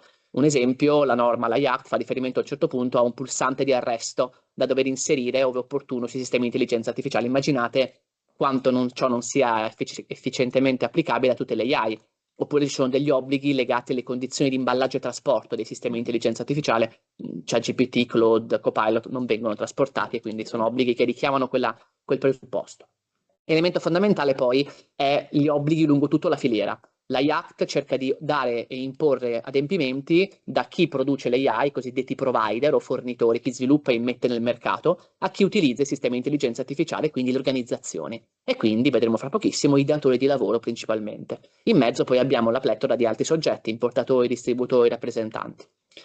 Elemento cuore della norma è nella scelta da parte del legislatore dell'approccio di legislazione e normazione delle AI è il cosiddetto risk-based approach.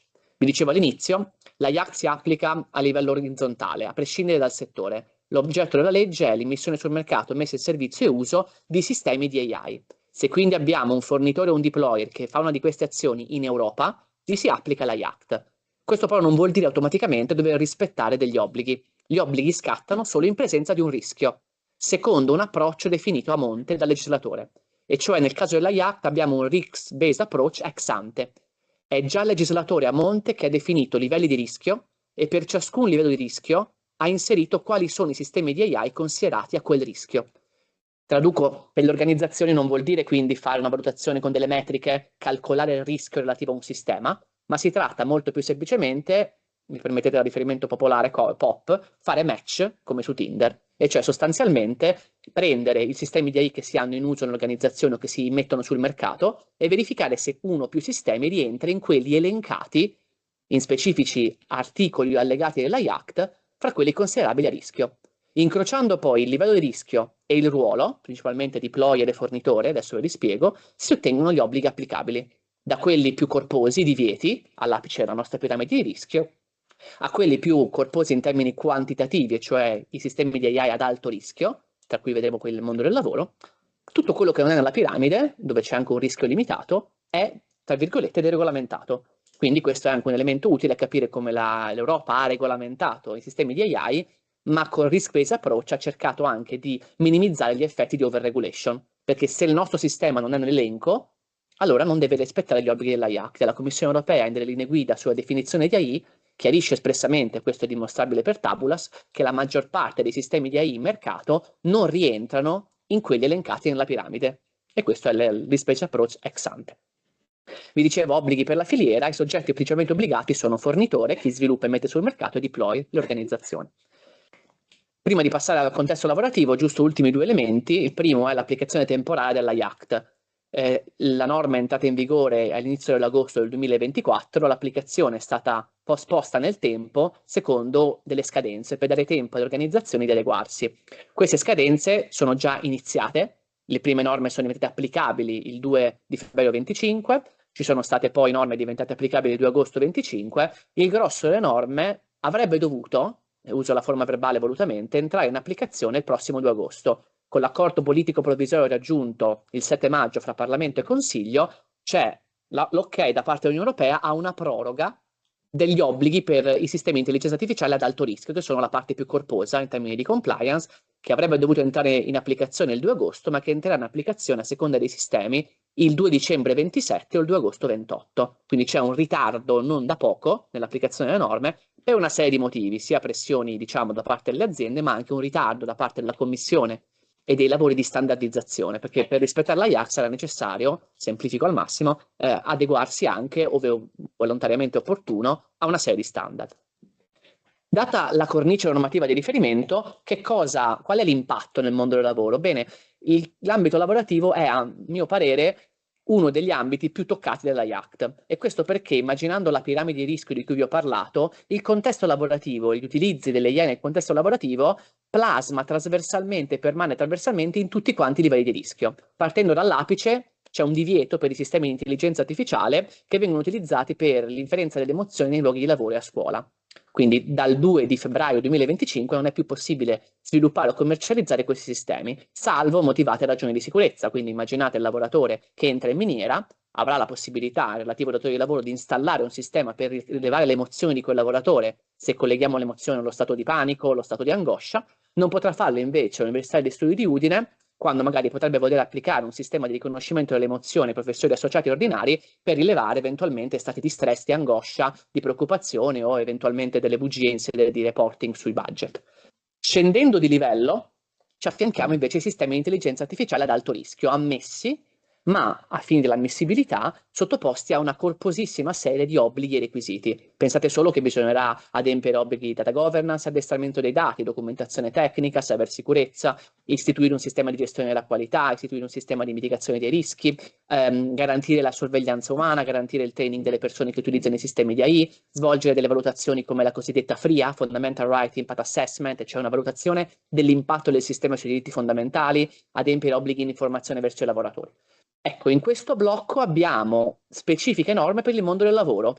In massima sintesi, qualunque AI nel mondo del lavoro è altamente probabile rientra nei sistemi di intelligenza artificiale ad alto rischio, con le dovute eccezioni che non posso qui spiegarvi.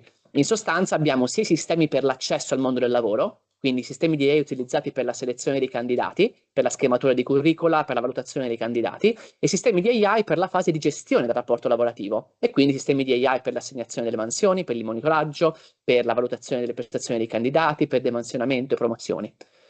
Tutti questi sistemi sono ammissibili a condizione che si adempia tutta una serie di obblighi che divergono in base al ruolo. Vi ricordate, parlavamo prima di incrociare i livelli di rischio e i ruoli. Sistema ad alto rischio per il fornitore vuol dire adempiere tutta una serie di obblighi legati alla programmazione del sistema, alla sua commercializzazione, quindi alle infrastrutture. Dovete immaginare il fornitore come una sorta di, qui verrò corretto sicuramente, genitore naturale del sistema di intelligenza artificiale. Questo perché il fornitore crea il sistema e quindi deve garantire l'adempimento di tutti quegli obblighi che riguardano la creazione del sistema. E quindi sostanzialmente, siamo quasi in conclusione. Siamo a 12.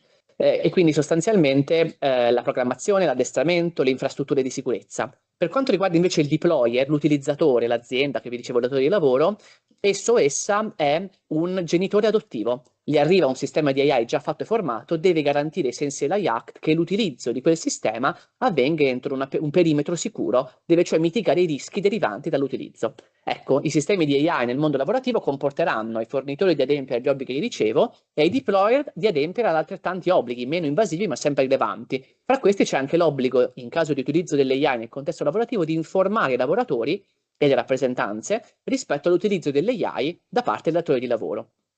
Scendendo poi di livello abbiamo i sistemi di intelligenza artificiale a rischio limitato. Qui ci rientrano chatbot, AI generativa, AI che crea contenuti sintetici.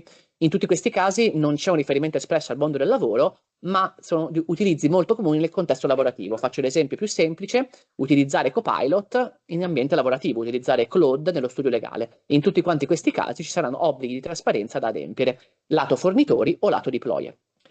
Cosa fare quindi pro futuro? Qual è la sfida in questo momento che riguarda l'implementazione e l'applicazione dell'AI Act dal punto di vista della dimensione giuslavoristica? Ce ne sono diverse, queste richiedono tutta un'analisi specifica. La prima è quella di valutare lo stato di avanzamento dell'AI Act. Come abbiamo detto all'inizio, è un essere in costante mutamento, in costante divenire, non soltanto per volontà espressa del legislatore, con la Digital Omnibus, quindi la modifica normativa al regolamento, ma anche per gli atti di implementazione da parte della Commissione europea e anche per gli atti di implementazione di linee guida che verranno adottati a livello nazionale. In Italia le nuove autorità sulle AI saranno Agid e ACN. Il Ministero del Lavoro ha appena istituito un osservatorio anche legato proprio all'utilizzo delle AI nel mondo lavorativo. Abbiamo poi sfide legate a un interplay con altre normative, sovrapposizioni quindi fra l'AI Act e altre norme quando si tratta di AI sui luoghi di lavoro, GDPR per quanto riguarda il trattamento dei dati personali, Statuto dei lavoratori per quanto riguarda sistemi di AI in grado di controllare le prestazioni lavorative, decreto trasparenza, di cui sicuramente potremo parlare con la professoressa, e quindi informazioni supplementari ai lavoratori per quanto riguarda l'uso di sistemi decisionali integralmente automatizzati o di monitoraggio integralmente automatizzati. Quindi, come notate, abbiamo sia elementi di interpretazione evolutiva, e cioè lo Statuto dei lavoratori del 1970, da leggere oggi con la parola strumenti come anche strumenti automatizzati, e elementi di quindi evoluzione normativa, interpretazione evolutiva e di innovazione normativa. Ad esempio, la nuova legge italiana sull'intelligenza artificiale, legge 132/2025, dedica proprio diversi articoli all'uso del mondo del lavoro. La sfida però vera, forse finale, è quella della competenza e della formazione. Per garantire che l'AI nei luoghi di lavoro sia utile a massimizzare le opportunità e minimizzare i rischi, c'è un tema di competenza. È un tema di competenza che è la stessa legge europea che affronta. L'articolo 4 introduce a partire dal 2 febbraio 2025 un obbligo per fornitori e deployer di fare formazione obbligatoria ai propri dipendenti, a chiunque utilizza i sistemi di AI per il loro conto. Questo obbligo è già vigente e possiamo dire finalmente è passato indenne quasi attraverso la revisione del Digital Omnibus, che conferma l'obbligo seppur in parte modificandolo. Benissimo, grazie. Grazie Gabriele, grazie dottor Franco. Io in questa prima fase vorrei sentire le relazioni dei nostri colleghi, e fra l'altro in perfetta pertinenza la relazione del dottor Natale riguarda la gestione del rapporto. Quindi vediamo se le chiacchiere del dottor Franco poi diventano quello che il diritto del lavoro si aspetta e quello che i lavoratori e le imprese si aspettano su questa regolazione. Prego Antonio. Grazie. Buongiorno a tutti, sono Antonio Natale, ringrazio innanzitutto la professoressa Zilli e il Comitato Scientifico Organizzativo per l'organizzazione di questo convegno. Quello che vorrei proporre oggi è una riflessione. Secondo me questa riflessione rappresenta una delle sfide più significative per quanto riguarda il diritto del lavoro contemporaneo, ossia la trasformazione del potere direttivo datoriale in quest'era, insomma, nell'era dell'intelligenza artificiale. Negli ultimi anni abbiamo assistito sempre a una più progressiva integrazione di sistemi algoritmici e di strumenti di intelligenza artificiale nei processi decisionali aziendali. Quindi non è più una semplice, diciamo, automazione tecnica, ci troviamo di fronte a qualcosa di più profondo, ossia emergere forme di algorithmic management, cioè di modelli algoritmici in cui l'algoritmo non si limita a supportare il datore di lavoro, bensì quasi a sostituirlo, influenzando decisioni che sono relative, per esempio, all'assegnazione dei compiti, a valutazione di performance, a distribuzione di turni, ma anche alla cessazione del rapporto di lavoro. Degli esempi possono essere di task allocation, ossia per esempio l'algoritmo decide chi deve fare cosa, quando e con quale priorità. Un esempio è Amazon. Nei magazzini esiste un metodo che si chiama Warehouse Management System che assegna in tempo reale ai lavoratori i percorsi, i prodotti da prelevare, i tempi di esecuzione e segnala eventuali rallentamenti. Un esempio potrebbe essere anche il fenomeno dei rider, Uber, Deliveroo, nel quale l'algoritmo assegna automaticamente gli ordini ai rider autisti sulla base della geolocalizzazione. E questa sostanzialmente si può intendere come forma anche di potere direttivo perché effettivamente organizza la prestazione lavorativa.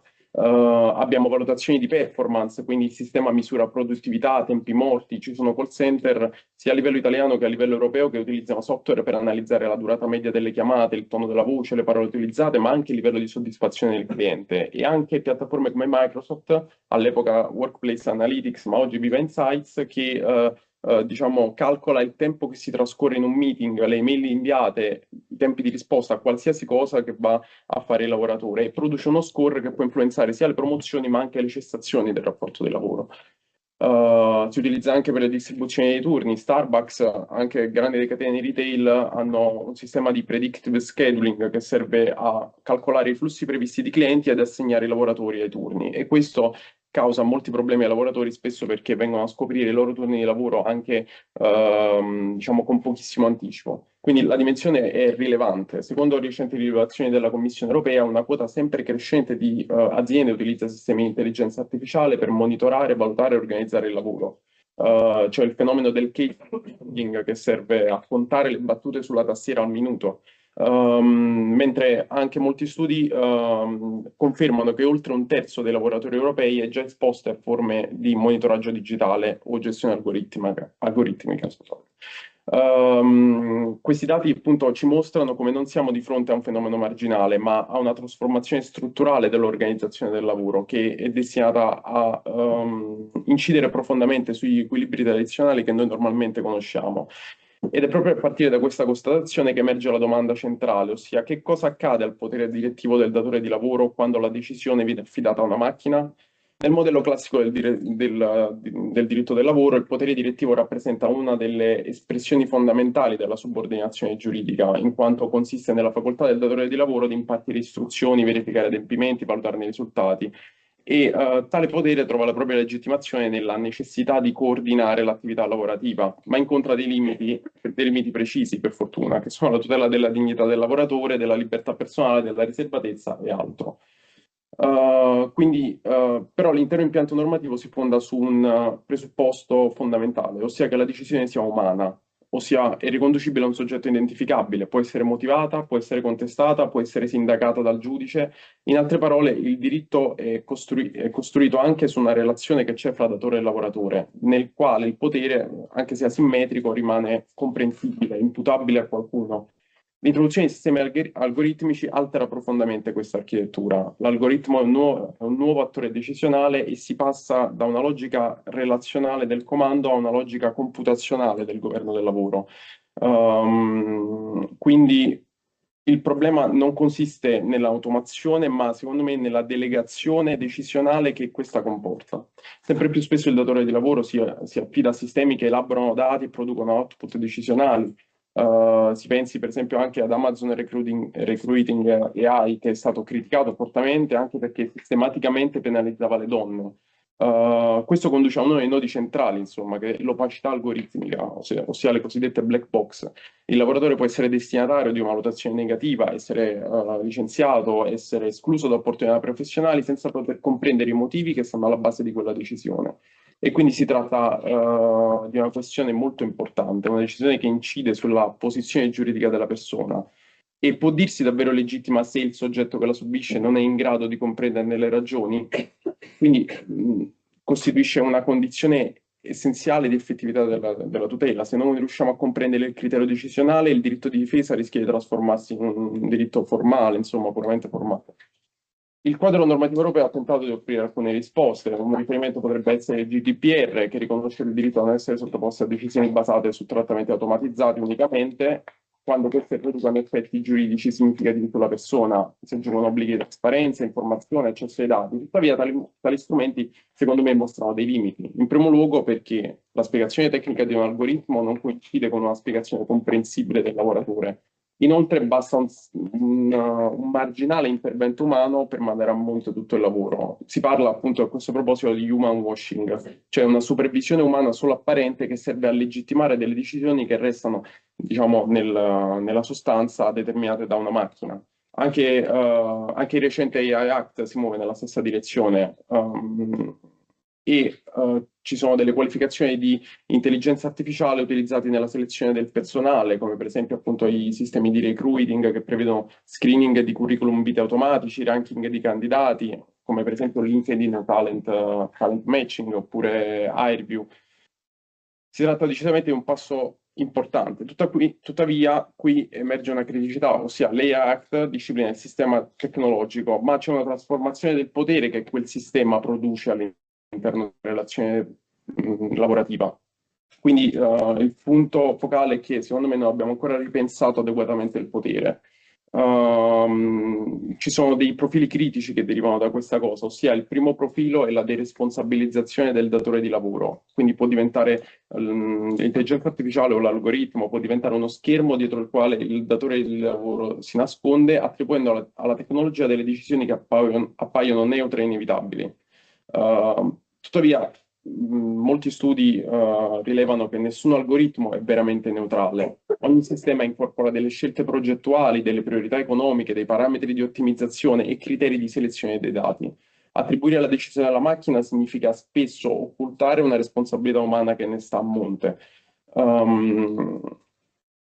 Un altro rischio è rappresentato dalla compressione delle garanzie difensive, come recavo prima, mentre il terzo rischio è recato dai bias algoritmici. I sistemi di intelligenza artificiale apprendono dati storici e se tali dati riflettono discriminazioni pregresse, il sistema può addirittura riprodurle o amplificarle.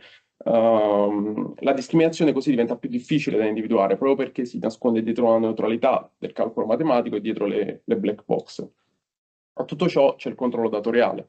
Il controllo digitale è continuo, è capillare, spesso invisibile, non riguarda soltanto la prestazione lavorativa, ma può estendersi a ritmi, pause, interazioni, geolocalizzazione, a comportamenti relazionali, fino a incidere sulla dimensione psicologica. Aumenta lo stress lavoro correlato spesso e volentieri all'interno delle aziende perché costringe ad avere sempre una prestazione che sia coerente con quello che si sta facendo e sempre più ampia.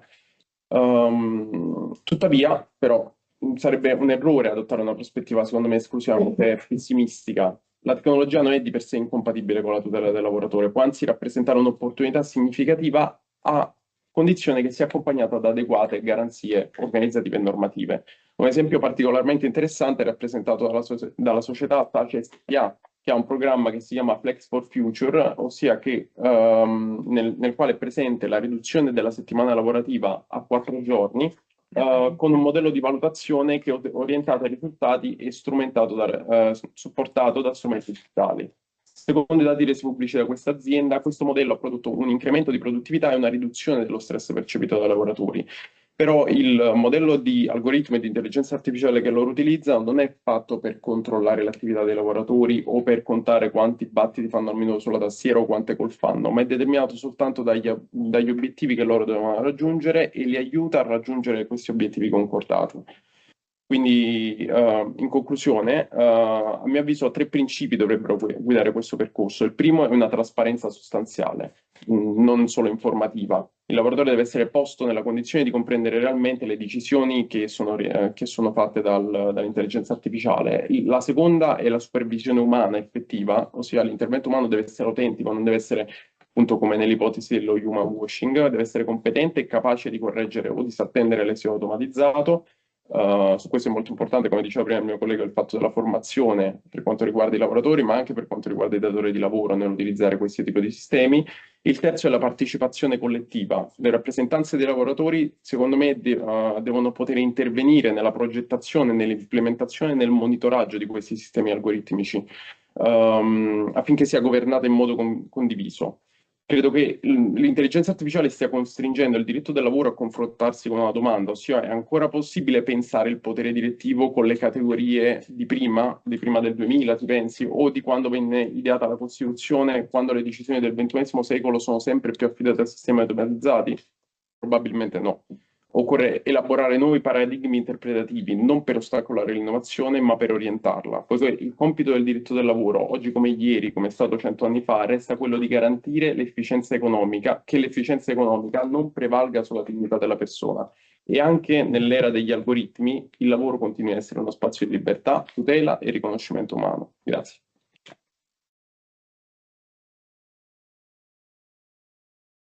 Il dottor Natale, che meriterebbe un extra applauso per essere rimasto nei tempi.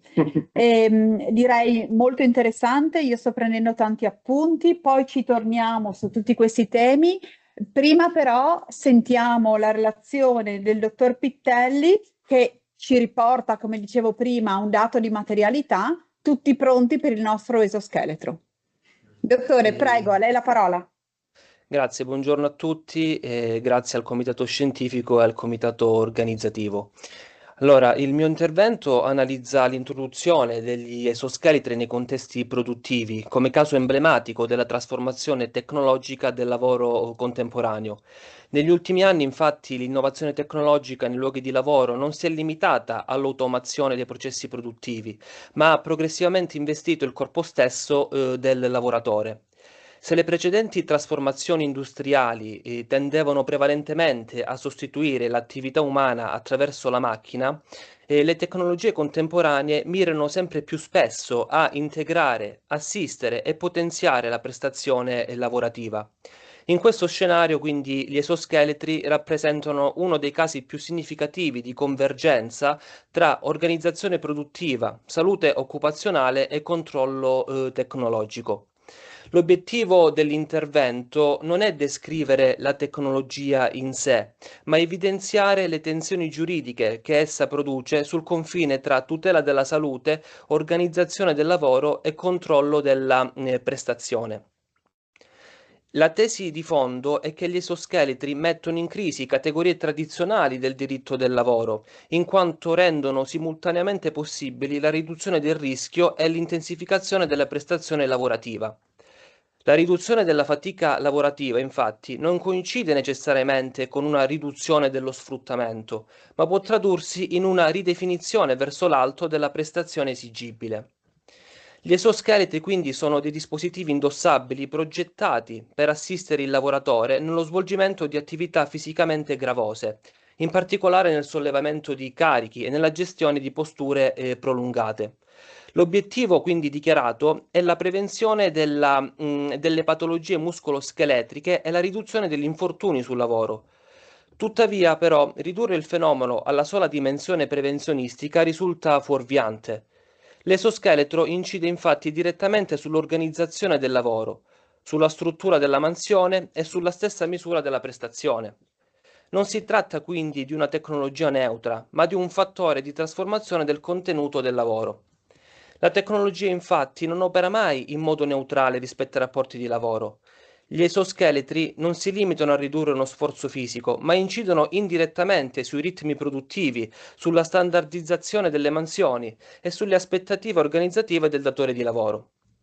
La capacità quindi di sostenere posture prolungate o movimentare carichi più pesanti può trasformarsi in un nuovo parametro implicito di normalità prestazionale, con il rischio quindi di modificare progressivamente la soglia della fatica considerata esigibile. L'ambivalenza quindi degli esoscheletri emerge in modo particolarmente evidente nel rapporto tra ergonomia e produttività. Tradizionalmente gli interventi ergonomici sono stati concepiti come strumenti di adattamento del lavoro alla persona e di tutela della salute del lavoratore. Tuttavia, nelle moderne organizzazioni produttive, la riduzione del carico fisico tende progressivamente a essere integrata in logiche di efficientamento e ottimizzazione delle performance. In questa prospettiva, quindi, il beneficio ergonomico rischia di trasformarsi in un presupposto per l'aumento dei ritmi lavorativi e della produttività stessa. Il primo nodo critico, quindi, riguarda la qualificazione giuridica del dispositivo. L'alternativa tra dispositivo di protezione individuale e strumento produttivo integrato nell'organizzazione aziendale non è meramente classificatoria, ma produce effetti giuridici rilevanti. Se qualificato come dispositivo di protezione individuale, l'esoscheletro ovviamente si inserisce nel sistema prevenzionistico del decreto legislativo 81/2008 e rimane funzionale alla tutela della salute del lavoratore. Se invece viene assimilato a uno strumento organizzativo della produzione, esso diventa potenzialmente idoneo a legittimare un aumento della capacità lavorativa e di conseguenza una intensificazione della prestazione. Questa distinzione incide direttamente sugli obblighi del datore di lavoro, sulla valutazione del rischio e sulla definizione del rischio consentito. In termini quindi sostanziali incide sulla soglia stessa della fatica esigibile, che rischia di essere ricalibrata dalla tecnologia. L'introduzione quindi degli esoscheletri evidenzia inoltre l'insufficienza di una valutazione del rischio centrata esclusivamente sul profilo fisico individuale, imponendo di considerare anche gli effetti organizzativi e prestazionali della tecnologia. Il problema si amplifica con gli esoscheletri cosiddetti intelligenti. In questo caso la tecnologia non si limita a supportare il lavoratore, ma ne registra il comportamento. Sensori integrati consentono infatti la raccolta di dati su postura, movimenti e performance, introducendo quindi forme di monitoraggio continuo. Il piano non è quindi più soltanto ergonomico, ma anche giuslavoristico e di protezione dei dati personali. Si pone infatti un duplice problema. Da un lato l'articolo 4 dello Statuto dei lavoratori che disciplina i controlli a distanza, imponendo quindi limiti all'utilizzo di strumenti che consentono forme di sorveglianza del lavoratore. Dall'altro abbiamo il regolamento dell'Unione Europea 2016-679 che impone i principi di liceità, minimizzazione e trasparenza nel trattamento dei dati personali, con particolare quindi attenzione ai dati potenzialmente sensibili derivanti dal monitoraggio fisico. In questo scenario la tecnologia quindi tende progressivamente a superare la distinzione tra supporto e controllo, rendendo il monitoraggio parte integrante del funzionamento del dispositivo. Gli esoscheletri quindi intelligenti si inseriscono inoltre nel più ampio fenomeno della gestione tecnologica del lavoro. La raccolta continua di dati biometrici e comportamentali consente infatti forme di organizzazione e valutazione della prestazione sempre più automatizzate, avvicinando quindi questi dispositivi alle logiche della subordinazione algoritmica già emerse nel lavoro digitale e nelle piattaforme. Sul piano ovviamente europeo il quadro si completa con il regolamento sull'intelligenza artificiale che introduce una logica regolatoria basata sul rischio e sulla tutela dei diritti fondamentali. Tuttavia quindi sistemi ibridi come gli esoscheletri intelligenti non risultano ancora pienamente tipizzati. Ne deriva un problema di inquadramento normativo con il rischio di una disciplina frammentaria e indiretta. Il diritto quindi in questo settore appare quindi reattivo più che anticipatorio rispetto all'innovazione tecnologica. Da questo quadro quindi emerge una criticità strutturale. Il diritto vigente è formalmente applicabile, ma sostanzialmente incompleto rispetto alla gestione dell'intensificazione tecnologica della prestazione lavorativa.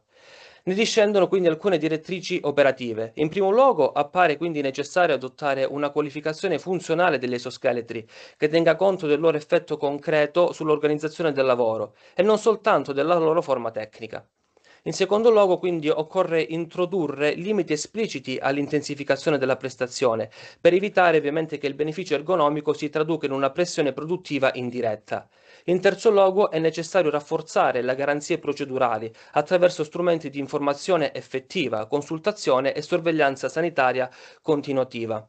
In tale contesto, quindi, anche la contrattazione collettiva potrebbe svolgere una funzione centrale nella regolazione dell'impiego degli esoscheletri, definendo limiti organizzativi, modalità di utilizzo, garanzie informative e ovviamente anche criteri di monitoraggio compatibili ovviamente con la tutela della dignità del lavoratore.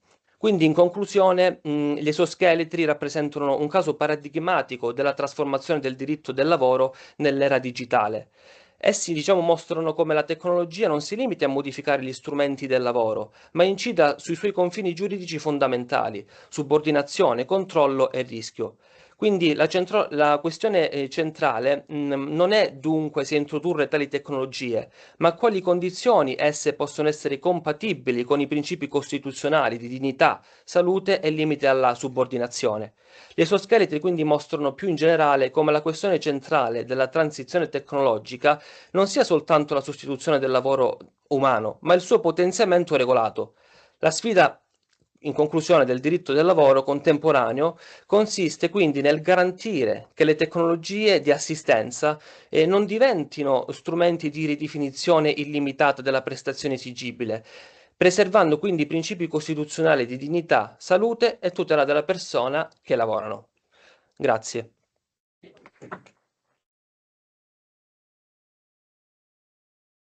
Grazie anche al dottor Pittelli per la sua relazione puntualissima.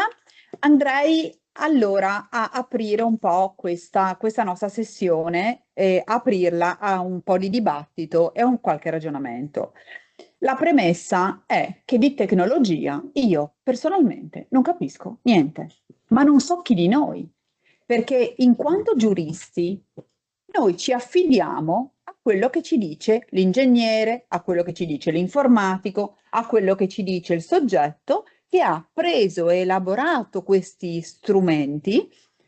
E attenzione, se poi noi guardiamo un po' di carte processuali, perché penso che più di qualcuno qui tra noi giochi alla libera professione o abbia giocato o giocherà, o giochi alla professione del magistrato o giocherà, credo che ci sia molto chiaro come le magistrature e anche l'avvocatura si affidino a questi tecnici attraverso delle consulenze d'ufficio o attraverso delle consulenze di parte.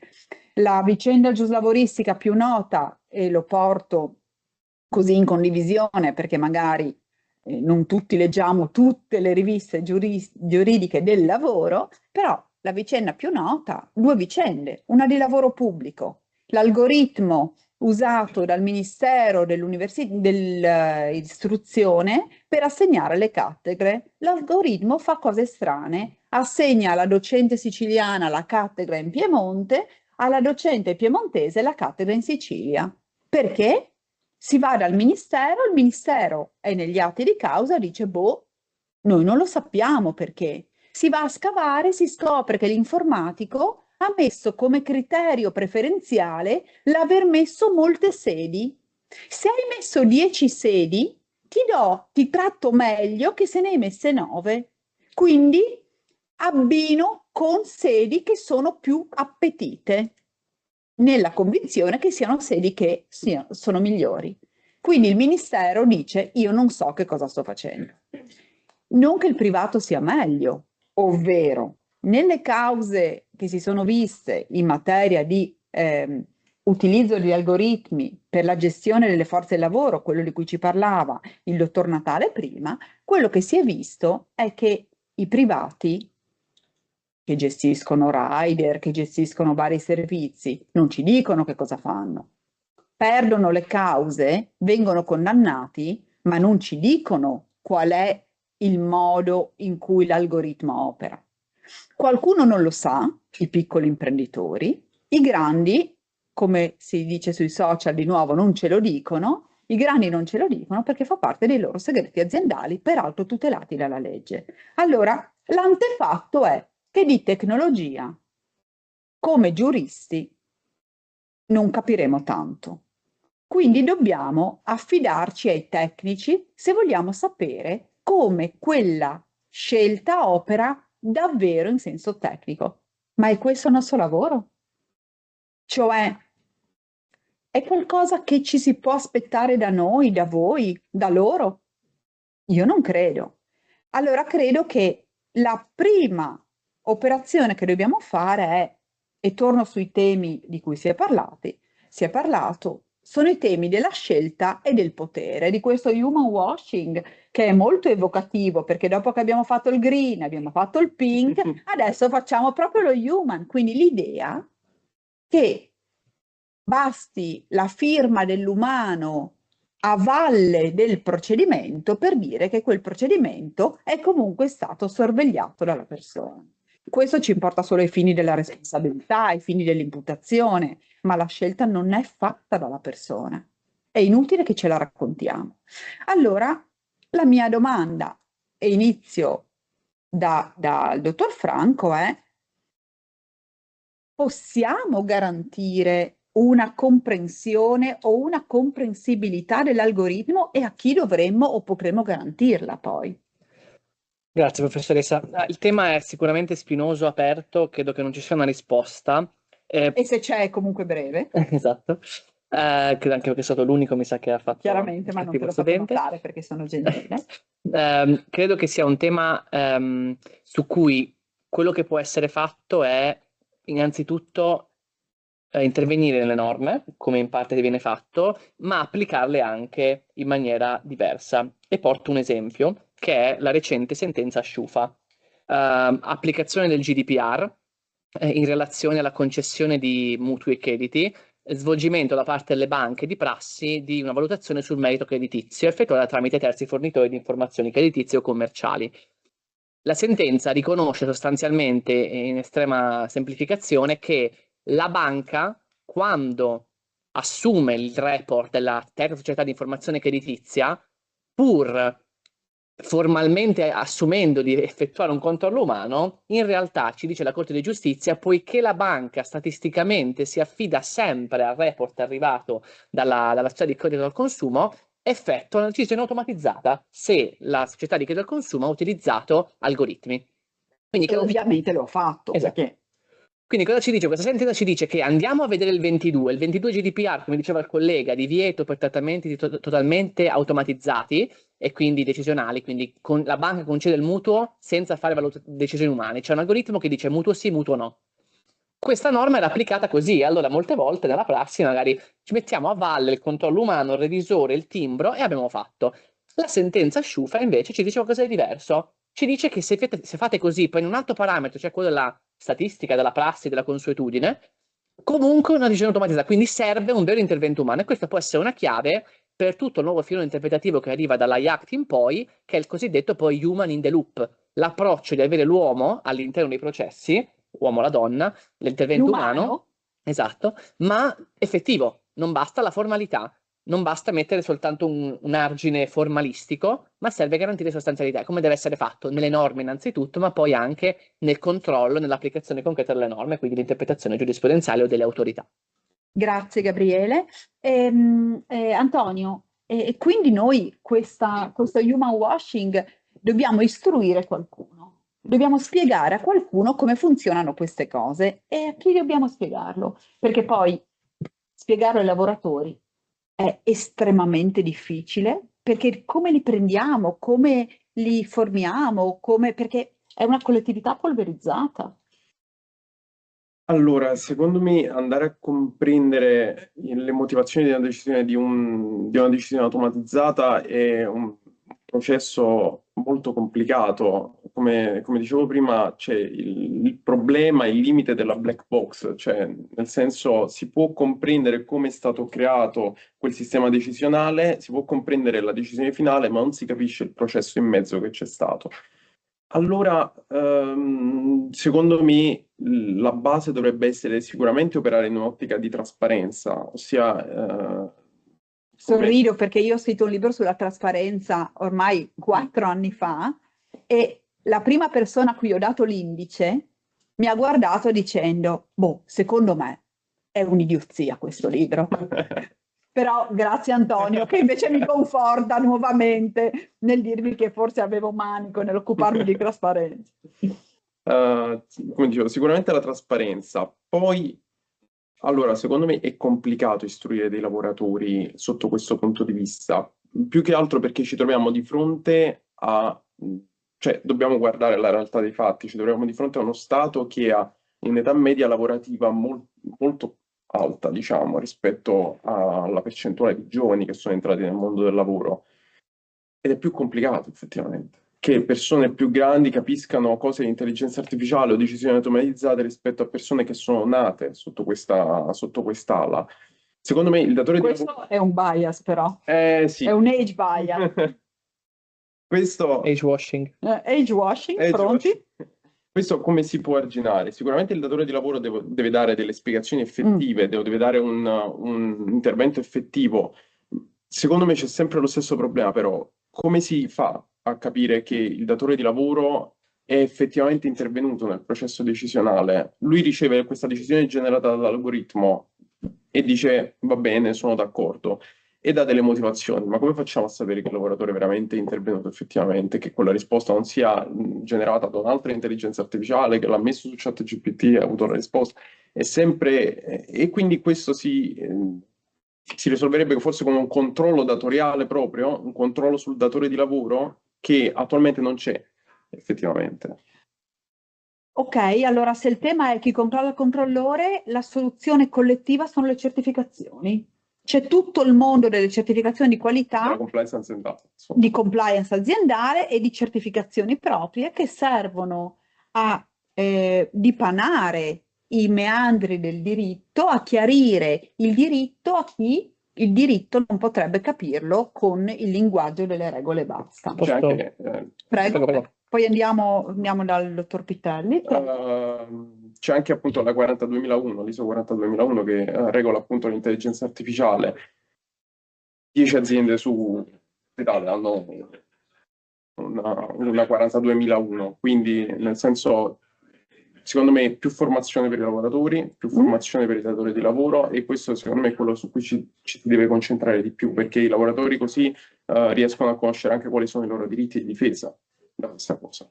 Spesso un lavoratore che è destinatario di una decisione generata dall'intelligenza artificiale non sa che farci, non sa come contestarla, questo non è contestabile. Il grande assente qui è il sindacato. Il grande assente. Gabriele, poi andiamo da Pittelli. Aggiungo solo 3 parole chiave. La prima è nelle carte europee internazionali sull'ambito dell'AI, Responsible Transporting AI, c'è una interessante distinzione per questo tema che è quella fra transparency ed explainability. Questo è quindi un filone che ci porta a ragionare anche in modo diversi rispetto ai preconcetti passati. La seconda parola chiave che riporto è ai literacy, la formazione obbligatoria. La legge prevede espressamente livelli diversi di competenze in base ai destinatari, quindi l'obbligo ex legge dovrebbe poi nella prassi, chissà, essere adempiuto dando competenze specifiche in base a chi abbiamo davanti, ma in base anche al ruolo dell'organizzazione. Una società che ha 4 sistemi di AI come fornitore dovrebbe avere una formazione diversa da una società che ha un sistema di AI come deployer. Terza parola chiave è, lasciata dal collega standard, l'IA porterà alla produzione di almeno una decina di nuove ISO. Poi il punto è che le aziende non sono obbligate a rispettarle, ma la complessità della norma, a mio parere, potrà comportare un forte incentivo all'allineamento con le ISO. Che è quello che è successo per tante norme tecniche. Dottor Pittelli, verrei anche da lei perché nella sua sintesi di relazione, ma ce l'ho anche raccontato mentre esponeva, c'è una questione di nuovo sulla scelta. Cioè, lei dice questi esoscheletri possono essere o dispositivi di protezione individuale o possono essere strumenti produttivi integrati. Dalla scelta che andremo a operare, se è uno o l'altro, cambieranno le regole. Se è un dispositivo di protezione, saranno le regole della sicurezza sul lavoro. Se è uno strumento di produzione, saranno le regole della organizzazione aziendale. Allora, qui quali strumenti abbiamo per orientare chi sulla base, al fine di questa corretta scelta? diciamo, ci si chiede se l'esoscheletro serve principalmente a proteggere il lavoratore da un rischio, oppure serve soprattutto ad aumentare, diciamo, l'efficienza e produttività.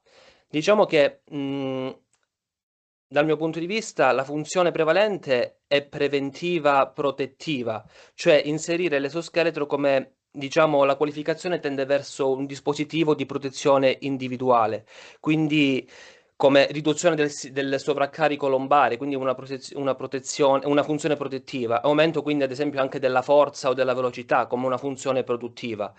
Diciamo che il datore in questo caso cosa deve analizzare? Rischi ergonomici, movimentazione dei carichi, posture, nuovi rischi introdotti dall'esoscheletro. Quindi se il dispositivo viene adottato come misura di prevenzione rispetto a un rischio lavorativo identificato, cresce quindi la probabilità della qualificazione come dispositivo di protezione individuale.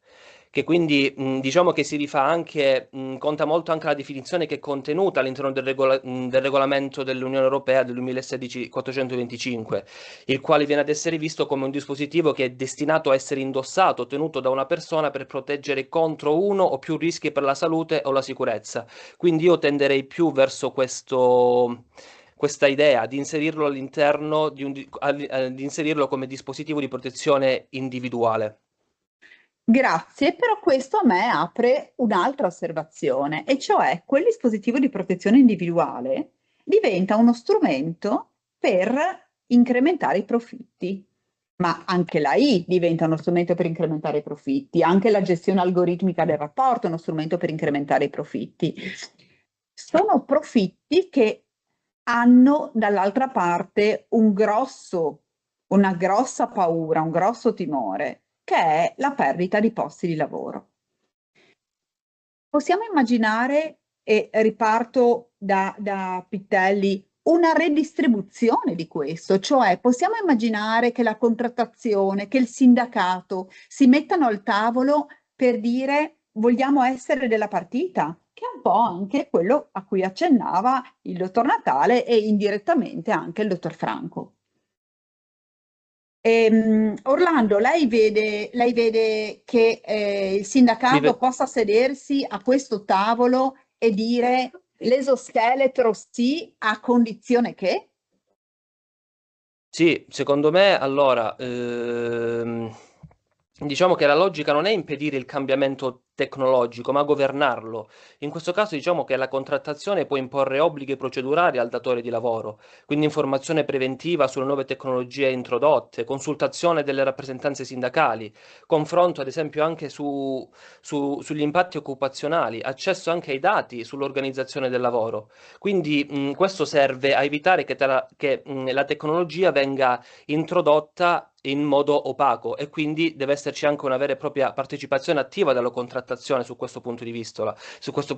Quindi possono esserci anche delle clausole di salvaguardia occupazionale, si possono inserire all'interno della contrattazione non lo so, impegni a non effettuare licenziamenti collettivi immediati, oppure una sorta di clausole di neutralità occupazionale, quindi nessuna riduzione netta di personale senza confronto, o ad esempio anche limiti all'esternalizzazione causata da automazione.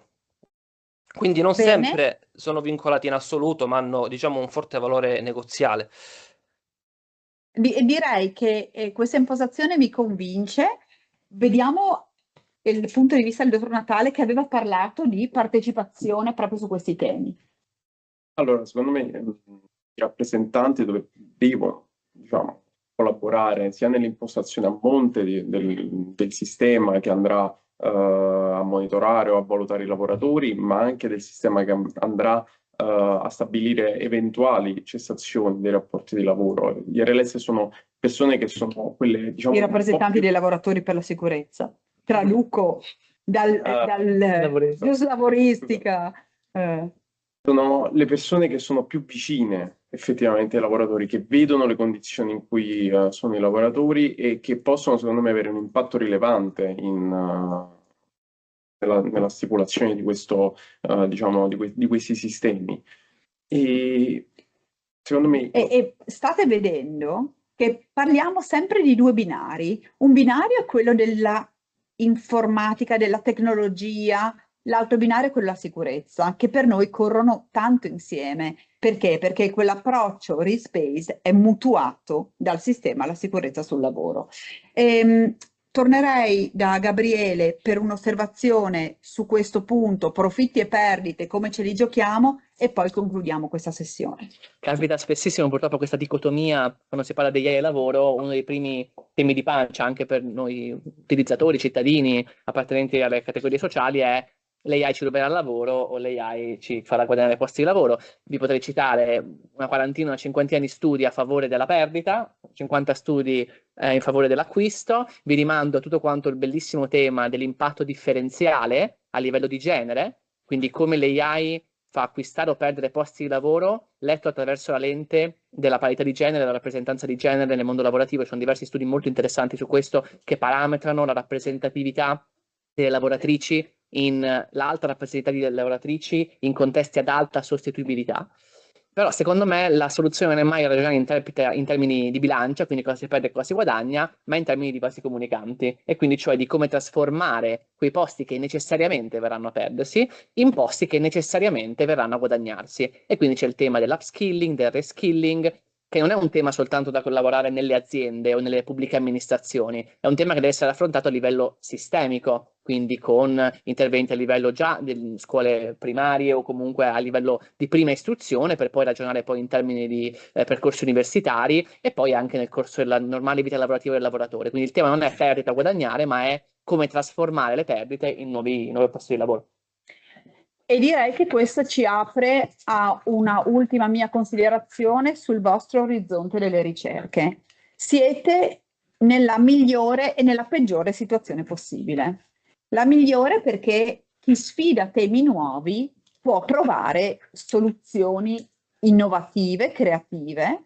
Non manca, a dire la verità, la letteratura su questi temi, perché soprattutto aprendo lo sguardo alla letteratura che c'è in altri contesti, che si sono avvicinati a questi temi prima di noi, e da leggere e da studiare c'è molto. Il rischio è che il terreno su questi temi frani sotto i piedi, per cui a me è successo 2 volte, il cambio normativo con la pubblicazione pronta per l'uscita, e il decreto notturno, la sentenza improvvisa. Come pensate di gestire nella vostra ricerca questa dimensione tellurica? Perché o non dormite da qui alla consegna della tesi, cosa che è possibile, però alla lunga sarà pericolosa. Guardi, io a novembre concludo il mio percorso. Quindi è il primo che se ne va, dice. Quindi... Signori, è stato bello. Quindi... Allora, lei dovrebbe dire così: a novembre io concluderei. Concluderei, sì, esattamente. È sempre in continua evoluzione. Non concluderei, ma effettivamente non è una conclusione, diciamo,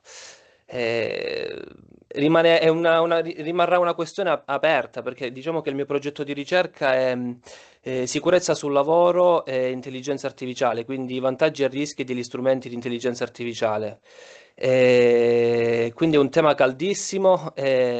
Sicuramente io non terminerò, cioè termino a novembre, però lo studio continuerà, quello è sicuro, la ricerca continuerà. Quindi la posizione sua è mi fermo solo formalmente, sì, perché in realtà continuo a lavorare su questi temi che poi insomma saranno il leitmotiv dei prossimi anni. Grazie Gabriele. A me una delle parti che più diverte e piace, devo dire, questa... tratto psicotico del dottor Franco, che vive bene nelle situazioni di stress.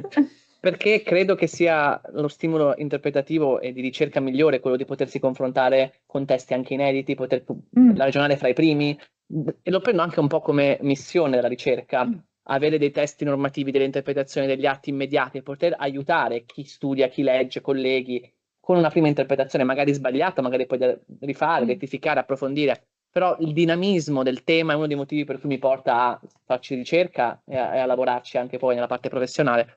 Quindi io mi trovo molto felice di tutto questo. Quindi direi che la prospettiva è non avere paura di scrivere e di essere smentiti, perché poi nella ricerca non c'è il giusto o sbagliato, c'è solo non l'hai motivato, non ti sei spiegato. Che mi sembra un bel augurio da parte mia nei vostri confronti. Siate coraggiosi, perché vi si legga dovete aver detto qualcosa. Per cui quando scrivete un saggio, quando scrivete la vostra monografia, quando scrivete la tesi, la cosa più importante è qual è la domanda che vi siete posti e come siete arrivati alla risposta. Vi ringrazio ancora per questo invito, congratulazioni a tutte e tutti, grazie ai miei compagni di questo tavolo, grazie al dottor Pitelli Lontano, state bene e godetevi ancora un po' di questa bella conferenza. Congratulazioni. Grazie.